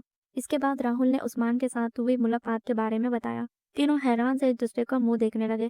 राहुल, तुम मस्जिद में गए थे? Are you mad? सिड ने गुस्से से कहा। No, I am not mad. तुम्हें तुम्हारे सवाल का जवाब मिला, अब बताओ क्या करोगे? राहुल ने इत्मीनान से कहते पूछा। क्या करूंगा? सिड ने भौहें उचकाए पूछा। तुम्हें तुम्हारे सवाल का जवाब मिला, अब तुम ही इस्लाम पर सर्च करना चाहेंगे।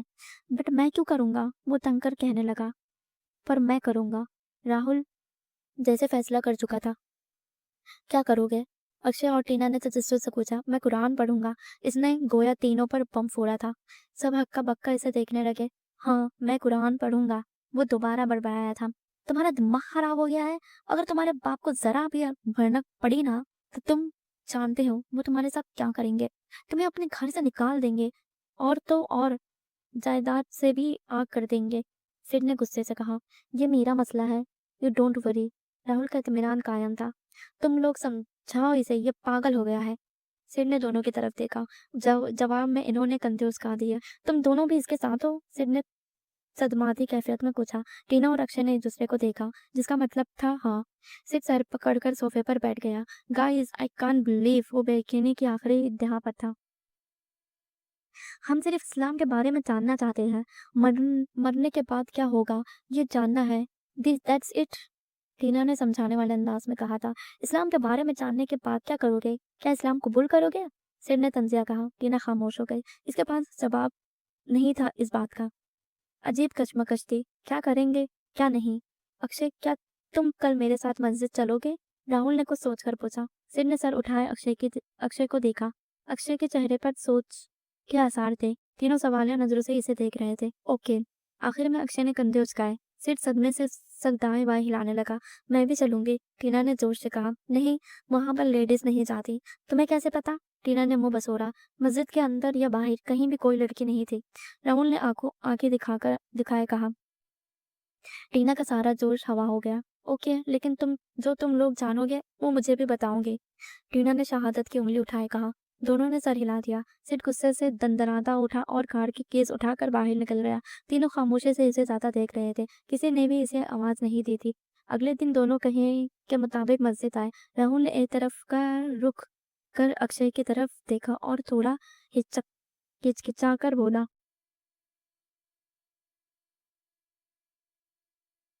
अक्षय, मैंने उस्मान को यही बताया है कि मैं मुसलमान हूँ, तो तुम भी यही कहो।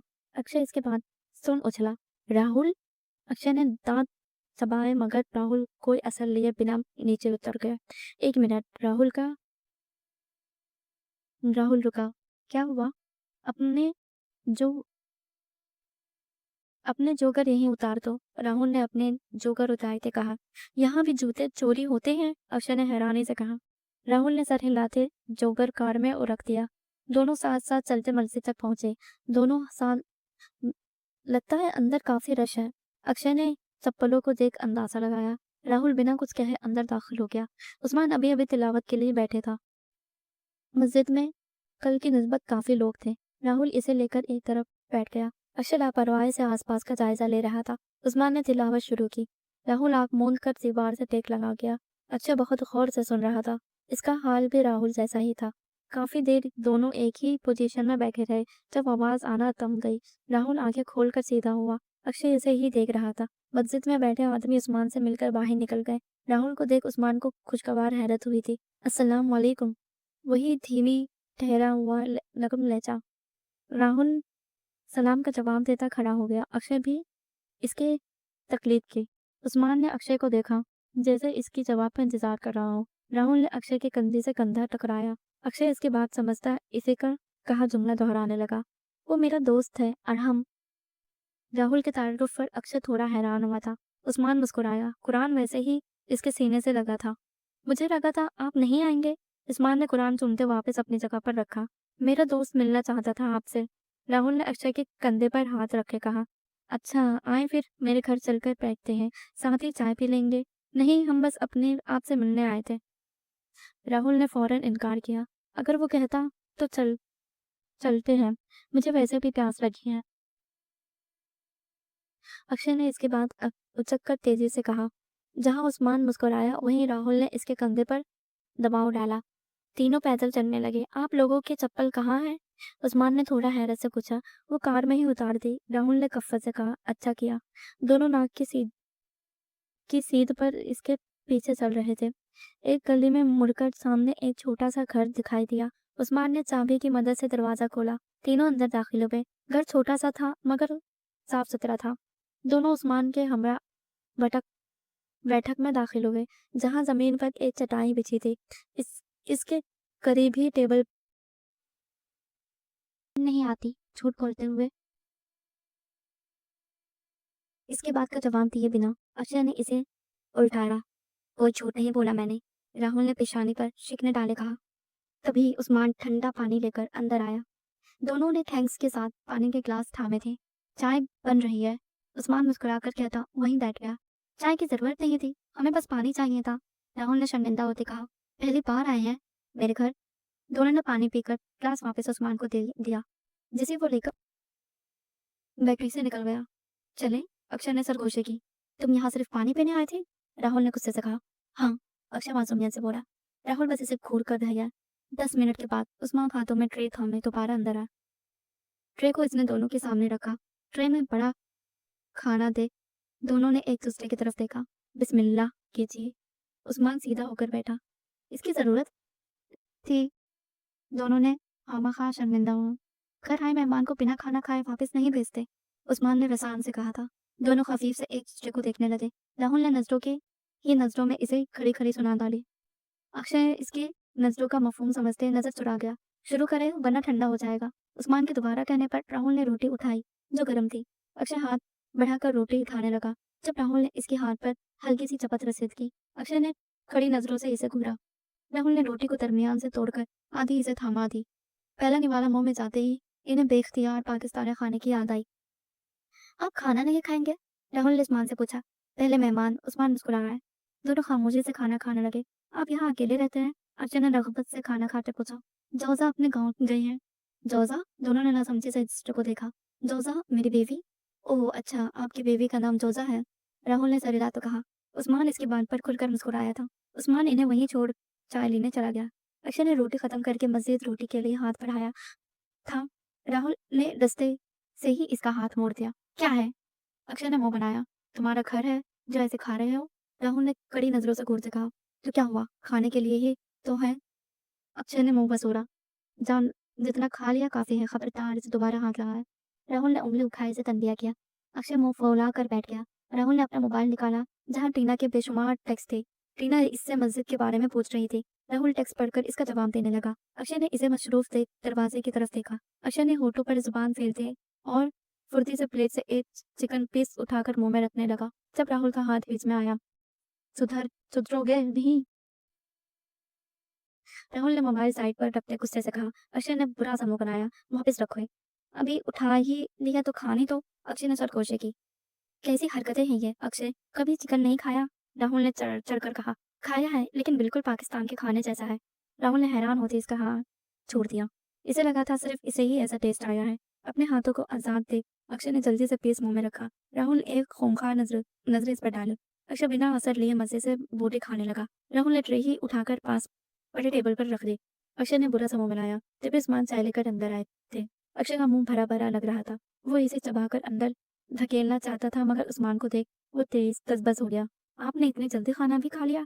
ट्रे को नीचे रखते वो खफा सा बूढ़ा। जितनी भूख थी इतना खा लिया। राहुल ने मुस्कुराकर कहा। अक्षय बोटी के साथ जंग लड़ रहा था। ली लीजिए चाय पीजिए। उस्मान ने ट्रे थोड़ी आगे खिसकाई। आपने खामखा ही इतनी तकलीफ की। तकलीफ कैसा? ये बोलकर आप मुझे शर्मिंदा कर रहे हैं। उस्मान इसका अटका जुमला पूरा करते खफाक हुआ।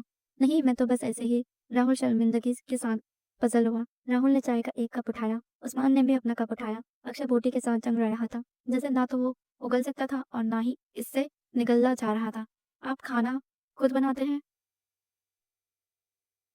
चाय का कप लेकर राहुल ने पूछा। ये पहली बार था वो चाय पी रहा था। इसे बेख्तियारी उरूज की याद आई थी। अपना ध्यान भटकने के लिए इसने उस्मान से पूछा। जब तौज़ा नहीं होती तब खुद ही बनाता हूँ। उस्मान ने सादगी से कहा। सब मुसलमानों के खाने का जायका एक जैसा क्यों होता है? दिल में मचलता सवाल जुबान पर आ ही गया। क्योंकि सब मुसलमान खाना बनाने से पहले बिस्मिल्लाह पढ़ते हैं। उस्मान ने सादगी से कहा। राहुल सर हिलाकर बह गया। आप कुछ बोल नहीं रहे? उस्मान ने खामोश होकर अक्षय से पूछा। अक्षय ने घबरा कर मदद तलब नजरों से राहुल को देखा। ये थोड़ा मेला है, इसीलिए कम ही बात करता है। राहुल ने इसकी नज़रों का मफ़हूम समझते कहा। अक्षय ने चाय का घूंट भरा, जिसकी मदद से इसने बूटी हलक से नीचे उतारी। बेख्तियार ही इसने सुकून का सांस लिया। हम्म, अज़ान का टाइम होने वाला है। चाय पीकर मस्जिद में चलते हैं। उस्मान ने हाथ में बनती घड़ी की तरफ देखते कहा। नमाज का वक्त होने वाला है।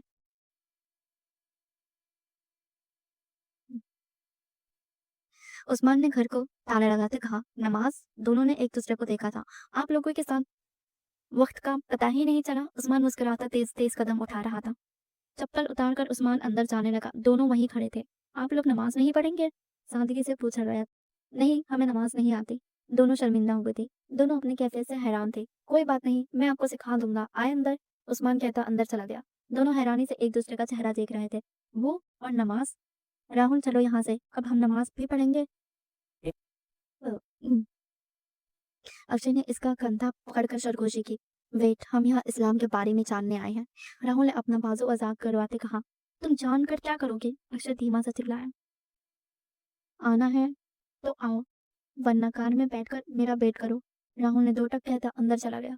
अक्षय भी बेबस सा इसके पीछे ही अंदर दाखिल हुआ। उस्मान वजू कर रहा था। राहुल ने बहुत गौर से इसे देखा। आपको वजू तो आता होगा? उस्मान ने वजू मुकम्मल करते पूछा। दोनों ने नफी में से हिला दिया। कोई बात नहीं, मैं वो भी सिखा लूंगा। उस्मान ने बिना हैरानी का मुजाहिरा के कहा था। दोनों ने ट्रांस की कैफियत में सर हिला दिया। दोनों उस्मान के कहे तरीके से वजू करने लगे। वो ये क्यों कर रहे थे, दोनों ही इस बात से अनजान थे। हम्म, इनके वजू करते ही उस्मान अजान देने लगा। अल्लाहु अकबर, अल्लाहु अकबर, अल्लाहु अकबर। अजान की आवाज कानों में पड़ते ही दोनों साकित रह गए। अल्लाहु अकबर, अल्लाहु अकबर, अल्लाहु अकबर। राहुल वहीं बैठ गया। अशहदु अन्ना ला इलाहा इल्लल्लाह, अशहदु अन्ना ला इलाहा इल्लल्लाह। अक्षय भी साथ ही बैठ गया। अशहदु अन्ना मुहम्मदुर रसूलुल्लाह, अशहदु अन्ना मुहम्मदुर रसूलुल्लाह। दोनों ने ज़ेर लब दोहराया। हय्या अलल सलाह, हय्या अलल सलात। मस्जिद में आदमी आना शुरू हो गए थे। हय्या अलल फलाह, हय्या अलल फलाह। दोनों आसपास से बेखबर अजान सुन रहे थे। अल्लाहु अकबर, अल्लाहु अकबर। अल्लाह अकबर। अचानक अक्षय अपनी जगह से उठा, साथ ही इसने राहुल का हाथ पकड़कर इसे भी उठाया, इसे साथ घसीटते मस्जिद से बाहर लाया। क्या हुआ? राहुल ने झुंझलाकर अपना बाजू ठुकराया। वहां क्या नमाज भी पढ़ ली थी? अक्षय ने गुस्से से कहा। ला इलाहा इल्लल्लाह। तुम्हें मसला क्या है? राहुल को इसका यूं बाहर लाना एक आंख नहीं भाया। मुझे कोई मसला नहीं है, मगर वहां रुकने का मकसद जब हमें नमाज ही पढ़नी। इसके बाद पर राहुल खामोशी से कार की तरफ बढ़ गया, मगर दिल वहीं कहीं रह गया था। पूरे रास्ते दोनों के कानों में अजान के अल्फाज गूंज रहे थे। वापस आकर अक्षय ने टीना को सारा किस्सा सुनाया था। टीना भी बहुत गौर से सुन रही थी, सिर्फ एक तरफ मुंह फैलाए बैठा था। रियली तुम लोगों ने वजू किया था? टीना हैरानी से बोली। हाँ, और ये भी बताओ तुमने वहाँ कौन सी हरकतें की? राहुल अक्षय के बोलने पर पहले ही बोल पड़ा। अक्षय बुरा सा मुंह बनाकर खामोश हो गया। तुम्हें क्या हुआ जो यूं माधुरी बने बैठे हो? राहुल ने सर झटक कर पूछा। गाइस, तुम लोगों को अंदाजा भी है तुम लोग क्या कर रहे हो? सिड जो भरा पड़ा था राहुल के पूछते ही बरस पड़ा। प्लीज सिड, अब दोबारा शुरू मत हो जाना। आबे की ख्वाहिश थी हम इस्लाम के बारे में जाने, टीना ने तक कर कहा। उरूज के जिक्र पर माहौल अफसरदा हो गया। वो चाहती थी, इसकी खुल ख्वाहिश थी हम इस्लाम के बारे में जाने, इसलिए हम इस्लाम को जान रहे हैं। राहुल ने नरमी से कहा। पर यार तुम लोग जो यूं मस्जिद में जा रहे हो, क्या ये ठीक है? फिर का लहजा भी नम पड़ा। पता नहीं। सिड यूं मैं खामोशी से छा गई। अभी अगले कई दिन तक राहुल मस्जिद नहीं जा सका। अक्षय भी अपने डैड के साथ बिजनेस के लिए आउट ऑफ सिटी गया था। सिड एग्जाम में बिजी था। टीना पूरा दिन घर में बैठे इस्लाम के बारे में सर्च करती रही थी। सबने व्हाट्सएप किया था जो इनके घर वालों से हम्म, सबने वो एक्सेप्ट किया था जो इनके घर वालों ने चूज किया था इनके लिए। आज राहुल काफी दिनों बाद मस्जिद आया था। मस्जिद खाली थी, शायद उस्मान घर गए थे। राहुल कुछ देर वहां खड़ा रहा था, फिर जाने के लिए मुड़ा ही था जब सामने से उस्मान को आधा तक वहीं रुक गया।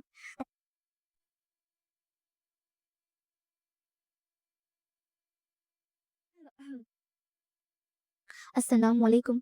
उस्मान को खुशखबर हैरत हुई थी। वालेकुम अस्सलाम। राहुल मुस्कुराया था। इस दिन मस्जिद से चले क्यों गए थे? जिस सवाल से बचने के लिए वो इतने दिनों से मस्जिद नहीं आया था, उस्मान ने वही सवाल इसके सामने ला खड़ा किया। नमाज आती नहीं थी पढ़ी। फिर राहुल ने अपनी बात अधूरी छोड़ दी। बैठो, उस्मान ने इशारा किया। राहुल खामोशी से बैठ गया। कुरान पाक आती है? नहीं। मैं सिखा दूं? इसने इजाजत मांगी थी। राहुल ने सर को हल्की सी जंबिश दी। उस्मान कुरान पाक लेकर इसके सामने बैठ गए। "हम्म, बिस्मिल्लाहिर्रहमानिर्रहीम", राहुल ने दोहराया। बिना अटके इसने पढ़ा था। चंद लम्हे हैरत से इसकी आंखें फैल गई। उस्मान बहुत धीमे और ठहरे इसे पढ़ा रहा था। तकरीबन 1 घंटे में राहुल ने आधी नमाज से सीखी थी। बहुत अच्छी। आधी नमाज रुआनी से सीने के बाद उस्मान ने खुश होते कहा। राहुल हल्का सा मुस्कुराया था। वो एक काफिर था और पहले ही बार में वो रवानी से कुरान के अल्फाज दोहरा रहा था। क्या तुम्हारे पास मजीद वक्त है बाकी की नमाज याद करने के लिए? उस्मान ने पूछा। राहुल के पास वक्त नहीं था, मगर फिर भी वो आगे बढ़ना चाहता था, इसलिए इसने सर हाँ में हिलाया दिया था। मजीद 1 घंटे के बाद वो नमाज याद कर चुका था। वो इस बात पर खुश और हैरान भी था। उस्मान खुलकर मुस्कुराया। आधा घंटा है अजान में, तब तक और नमाज पढ़ने का तरीका सिखा दो। उस्मान वक्त देखता खड़ा हो गया। राहुल भी इसकी तकलीद में खड़ा हो गया। राहुल इसकी पैरवी में सजदे में झुका और इसी पल इसका दिल शिद्दत से धड़का था। वो अपने दिल की धड़कन सुन सकता था। राहुल सीधा हुआ। एकदम इसका दम घुटने लगा था। आप समझ गए? उस्मान की आवाज पर वो चौंका था। आप ठीक हैं? इसके उड़ते रंग देख उस्मान ने फिक्रमंदी से पूछा। मुझे कोई काम याद आ गया है, मैं चलता हूँ। राहुल अजरत में कहता तेजी से बाहर निकल गया। उस्मान ने भी इसे आवाज नहीं लगाई। तकरीबन दौड़ते हुए वो घर तक पहुंचा था। कार पर हाथ रख के वो गहरा गहरा सांस लेने लगा। ये क्या कर रहा है वो? मुंह पर हाथ फेरते बड़बड़ाया था। मैं नमाज क्यों पढ़ रहा हूँ? ये मेरा धर्म नहीं है। मैं तो सिर्फ यहाँ इस्लाम को जानने आता हूँ। ये मैं कहाँ फंस गया? राहुल ने पेशानी मसली। दिल असलियत तोड़कर बाहर आने को था। क्या मैं कुछ गलत कर रहा हूँ? क्या मुझसे मिलने वाला सुकून वाकई सुकून है? वो खुद से ही सवाल कर रहा था। मस्जिद से अजान की आवाज आना शुरू हो गई। अल्लाह अकबर, अल्लाह अकबर। चंद लम्हे इसका दिल धड़कना भूल गया था। अल्लाह अकबर, अल्लाह अकबर। इसने बेख्तियार अपने कानों पर हाथ रखा था। अशहदु अन ला इलाहा इल्लल्लाह, अशहदु अन ला इलाहा इल्लल्लाह। शट अप, ऊबर बनाया था। वो डर रहा था, मगर किस चीज से? राहुल अनजान था। वो कार में बैठकर चारों शीशे बंद कर गया, मगर फिर भी आवाज इसके कानों से टकरा रही थी। अशहदु अन्ना मुहम्मदर रसूलुल्लाह, अशहदु अन्ना मुहम्मदर रसूलुल्लाह। इसके लब हिले थे। मोहम्मद। वो अपने लबों को रोकना चाहता था। मोहम्मद। इसने दोनों को सख्ती से आपस में टोस्ट किया था। मोहम्मद, इसने दोनों हाथों ओठों पर रख लिए। मोहम्मद, इस बार आवाज़ दिल से आई थी। Shut up. वो सर स्ट्रेटिंग से टिकाया गया। अल्लाहू अकबर, अल्लाहू अकबर, अल्लाहू अकबर। ला इलाहा इल्लल्लाह। अज़ान ख़त्म हो चुकी थी। इसने सर उठाकर देखा, मस्जिद में लोग दाखिल हो रहे थे। राहुल का दिल बुरी तरह से काँपने लगा। पैरों में चीज़ हुई थी। मैं इतनी जल्दी नमाज़ कैसे याद कर सकता हूँ? इसने खुद से सवाल किया था। पैरों में दोबारा जंसन हुए थे। मैंने इतने साफ कुरान के अल्फाज कैसे पढ़े? कोई जवाब नहीं मिला। इस बार पैरों के साथ हाथों में भी जज्बस हुए थे। क्या है ये इस्लाम? इसने दरवाज़ा खोला, दोनों पैर कार से बाहर निकाले। ये क्या हो रहा है? इसकी आवाज़ में खौफ था। ऐसा लगा रहा था जैसे कोई इसे ज़बरदस्ती मस्जिद में जा रहा हो। इसने मस्जिद में कदम रखा। पहली दफ़ा सोफे भरी थी। वो चलता हुआ पिछले सफ में आकर खड़ा हो गया। अल्लाहू अकबर। नमाज शुरू हुई। वो पढ़ रहा था। अल्लाहू अकबर। इसने घुटनों पर हाथ रखा था। वो धीरे-धीरे सजदे में गया। वो एक काफिर था और सजदे में झुका था। वो उठा। इसके शहादत की उंगली उठकर चिकी थी। इसने सलाम फेरा। नज़र साथ वाले आदमी पर गई, जो इसकी तरह ही सलाम फेर रहा था। पर फ़र्क सिर्फ इतना था, आदमी मुसलमान था और वो काफिर। नमाज दोबारा शुरू हुई। नमाज के बाद इसने सबकी तरह दुआ के लिए हाथ उठाए थे। मगर मगर क्या मांगता? किससे मांगता? इससे जिसे वो मानता ही नहीं था। वो खाले अज़हानी की कैफियत में अपने हाथों को देख रहा था। मांग कर देखो, क्या मिलेगा? इसने सोचा। हाथ उठाए, मैं तो मांग लेता हूँ। पर क्या चाहेंगे मुझे? इसने खुद से सवाल किया। क्या मांगूं? वो मुतज़ब्ज़ब हुआ। अबे, जहाँ है वहाँ से लौट आए। इसने सरगोशी में खुद को कहते सुना। वो हैरान था। वो किससे मांग रहा था? किससे? इसने अपने हाथ ढीले छोड़े और तेजी से उठते मस्जिद से निकल गया। मस्जिद से कार तक का सफर, कार से घर से अपने कमरे तक का सफर इसने कैसे तय किया, इसे कुछ खबर नहीं थी। वो अजीब सी कैफियत में घूमते रहा था। जब इसका मोबाइल बजा, टीना की टेक्स्ट था। मैंने इस्लाम के बारे में कुछ जाना है, शाम में स्टूडियो में मिलकर बताऊंगी। राहुल ने मोबाइल साइड पर रख दिया। सर दर्द से फटा जा रहा था। तब तब दरवाजा बजा। अनाया को देख वो जबरदस्ती मुस्कुराया। भाई आपकी सो खाया है? अनाया ने अंदर आते पूछा। इसके पूछने पर राहुल को याद आया, जो कर तो कार में ही रह गए। सवाल सोल 16 साल अनाया इसके पास ही बेड पर बैठ गई। वो कार में है, आपने उतारे क्यों? अनाया ने मासूमियत से पूछा। बस ऐसे ही, राहुल ने अपनी कैफियत पर काबू पाते मुस्कुराकर पूछा। अनाया इसके साथ इधर उधर की बातें करने लगी, जिससे वो भी आज की बातें बुलाए इससे बात करने लगा। क्या तुमने नमाज पढ़ी? दोनों को शौक लगा। हाँ। कैसे? मतलब तुम्हें नमाज कहाँ से आई? सीखी थी? कैसे? उस्मान ने सिखाई थी। वो इतना धीरे बोला, टीना और अक्षर बमुश्किल ही सुन पाए। मगर क्यों पढ़ी? तुमने नमाज? पता नहीं, वो वाक़ई नहीं जानता था। अजीब है। दोनों जीभ बहक कर हैरान हुए थे। सिर्फ यहाँ मौजूद नहीं है, वरना वो तो शौक से मर ही जाता। अक्षय ने कहा। कुछ गलत तो नहीं कर रहे ना हम लोग? टीना ने परेशानी से पूछा। कुछ गलत नहीं है, डोंट वरी। राहुल ने खोए खोए अंदाज में कहा। तुमने कुछ बताना था इस्लाम के बारे में? याद आने पर इसने पूछा। हाँ। क्या? Guys, you know what? Hazrat Mohammed peace be upon him. Rahul का दिल धड़का। वो अल्लाह के आखिरी नबी हैं और सभी मुसलमान इनकी उम्मती हैं। टीना बहुत धीरे धीरे बता रही थी। राहुल का पूरा ध्यान इसकी तरफ था। कहते हैं वो इतने हसीन थे कि कोई भी एक नज़र इन्हें देखता तो वो फौरन मुसलमान हो जाता।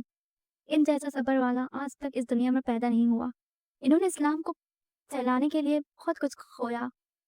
6 साल की उम्र में वालिदैन, 8 साल की उम्र में दूसरी मोहब्बत का साया।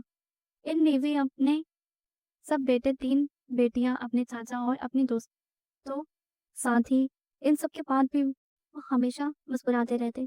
इनका क्या हर काम इस्लाम में सुन्नत के नाम से जाना जाता है, जिसे हर मुसलमान बखुशी पूरा करता है।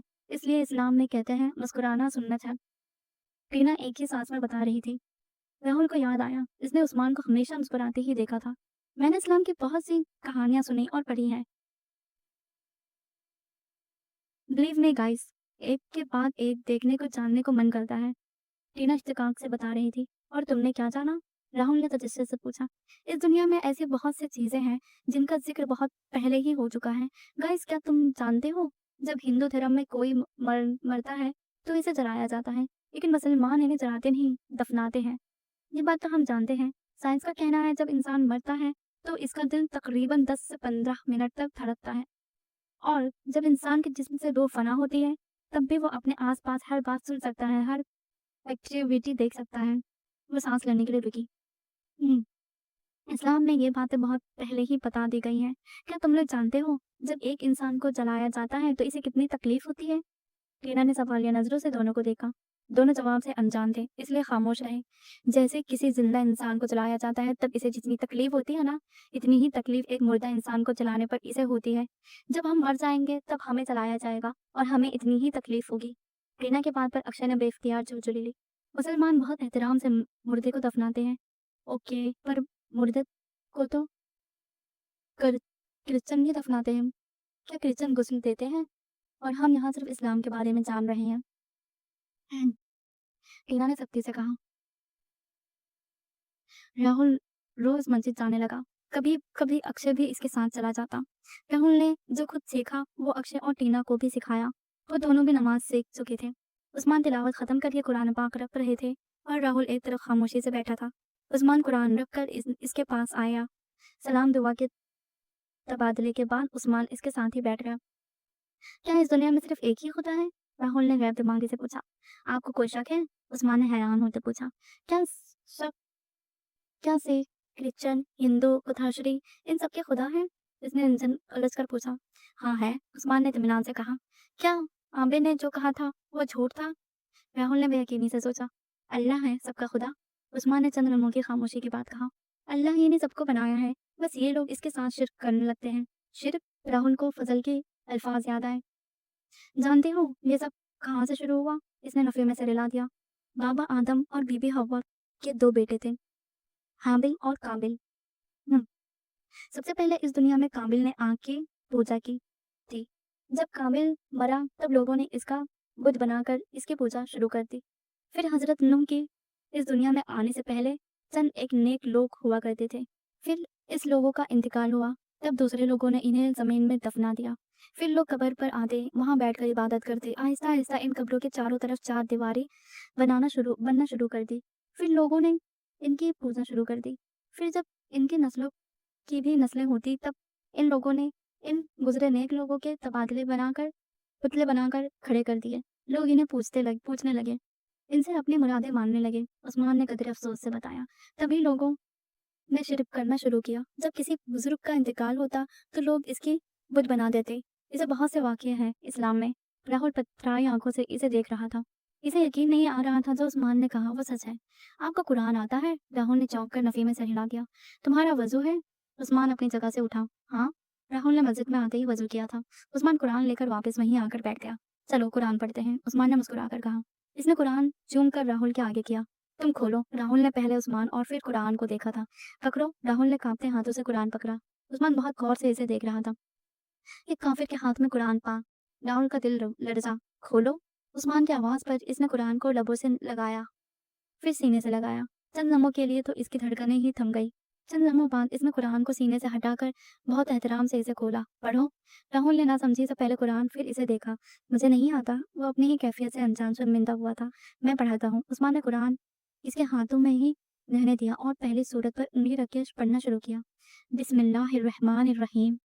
ये सूरह फातिहा है। राहुल ने आयत के लफ्जों को छुआ। इसे सुकून उतरता इसके दिल में। उस्मान पढ़ रहा था, वो दोहरा रहा था। काफी देर वो वहीं बैठा, खुद से ही इन लफ्जों को दोहराता रहा। उस्मान ने अजान देने शुरू कर दी। राहुल ने कुरान बंद कर दिया। इसकी रूह बेचैन हो रही थी। मस्जिद में मर्द आना शुरू हो गए। वो भी दूसरी सफ में खड़ा हो गया। नमाज के बाद हाथ उठाए मगर बिना दुआ मांगे ही उठ गया। मस्जिद से घर जाते वक्त भी इसका दिमाग उलझ रहा था। इसे समझ नहीं आ रही थी वो नमाज क्यों पढ़ रहा है।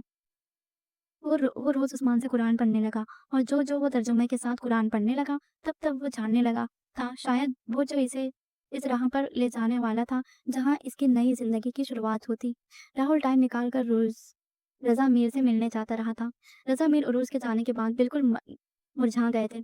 रजा मीर ने इसकी बात का एहतराम करते इसे ढूंढने की कोशिश नहीं की। जब राहुल को इनके बिजनेस लॉस का पता चला तो अक्षय के हमरा कई दिन तक ऑफिस में जाता रहा। अक्षय अपने डैड के साथ बिजनेस संभाल रहा था जिसके चलते इसे बिजनेस की मुताल्लिक काफी नॉलेज हो चुकी थी। फिर उन्होंने सादिया बी के साथ मिलकर ज़मीर को बहुत समझाया, जिसके चलते वो ऑफिस जाना शुरू हो गए। सादिया बी की तबीयत भी इन दिनों खराब रहने लगी थी। वो हर वक्त अरूज को याद करती रहती थी।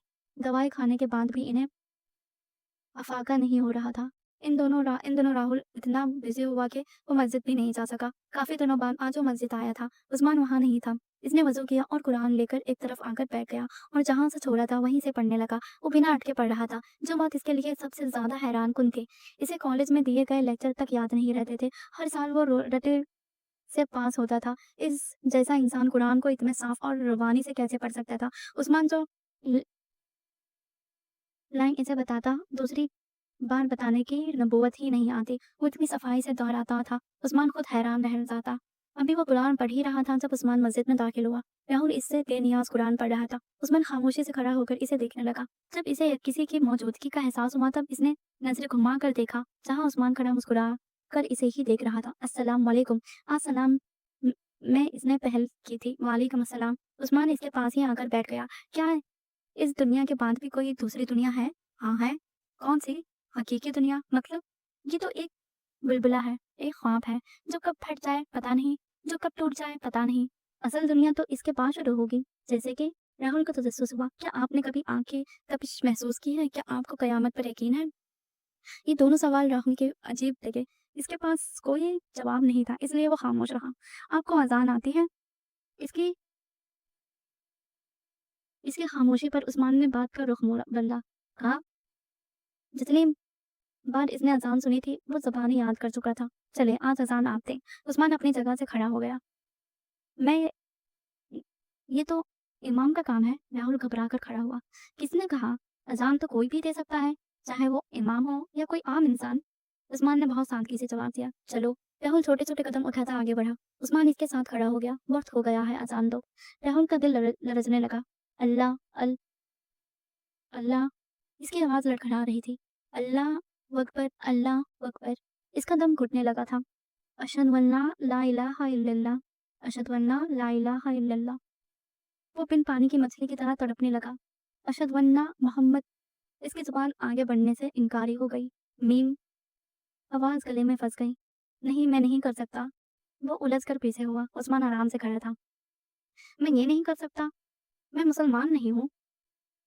वो हैज़ियाती अंदाज में सर दाएं-बाएं मारने लगा। मैं जानता हूँ, आप मुसलमान नहीं हैं। राहुल ने झटके से सर उठाकर उस्मान को देखा था। वो मुस्कुरा रहा था। कैसे? वो इतना धीमे बोला, उस्मान बमुश्किल ही सुन ही सका। एक मुसलमान चाहे जितना भी गुमराह क्यों ना हो, वो कुरान को पहचानता है। आई एम सॉरी, मैं बस यहाँ यहाँ आप क्यों आए, कैसे आए, मैं नहीं जानता। आपको पहली नज़र में देख कर ही मैं जान गया था, आप मुसलमान नहीं हैं, लेकिन आपके झूठ बोलने का मकसद नहीं जान पाया। उस्मान ने इसकी बात काटते कहा। फिर मुझसे पूछा क्यों नहीं? राहुल हैरानी की आखिरी इंतहा पर था। क्या करता जानकर, जब आप वाकई रहमान बनने वाले थे? क्या मतलब? उसकी आवाज़ में खौफ दराया था। आओ यहाँ बैठो। उस्मान ने इसे बाजू से थामकर अपने साथ ही नीचे बैठाया। आप यहाँ मुसलमान बनकर आए थे, लेकिन हिंदू। मगर आज आप यहाँ से मुसलमान बनकर जाएंगे। वो चौंका। हिदायत किसी किसी को ही मिलती है और आप इन किसी में से ही एक हो। नहीं, मैं यहाँ इस्लाम कबूल करने के लिए नहीं आया। अशहदु अल्ला ला इलाहा। मैंने कहा ना, मैं यहाँ इस्लाम कबूल करने नहीं आया। इल्लल्लाह। वो झट से उठने लगा जब उस्मान ने इसका बाजू थाम लिया। अशहदु अन्ना। छोड़ो मेरा बाजू। इसे घुटन होने लगी। मोहम्मद रसूलुल्लाह। मोहम्मद के नाम पर राहुल बिल्कुल साकित रह गया। उस्मान ने इसका बाजू छोड़ दिया।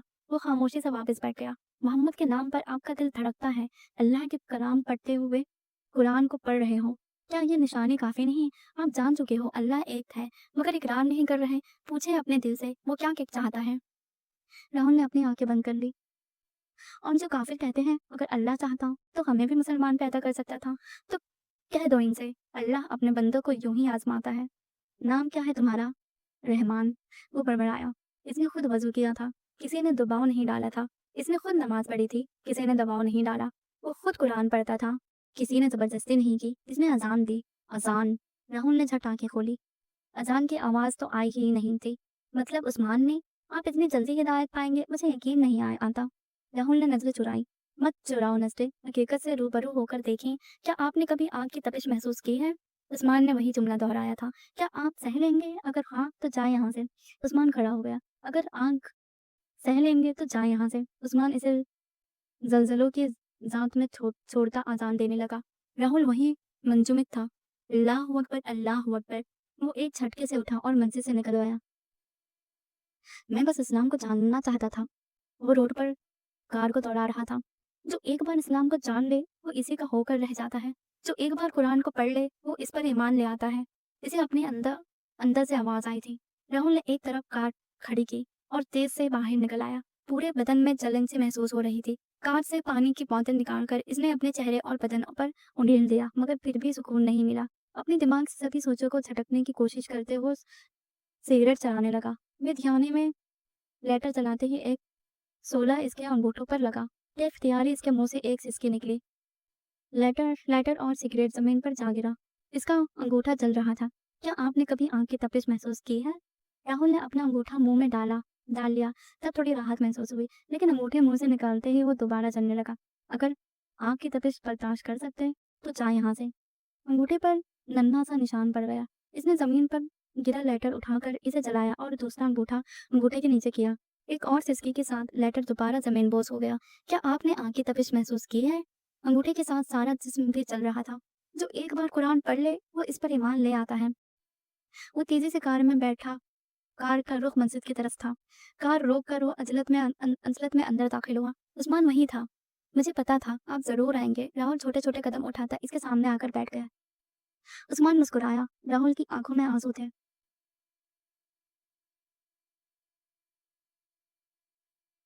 अशहदु अन्ना ला इलाहा इल्लल्लाह। आंसू रवाने से बहने लगे। रवाने से बहने लगे। वअशहदु अन्ना मुहम्मदन अब्दुहु व रसूलुहु।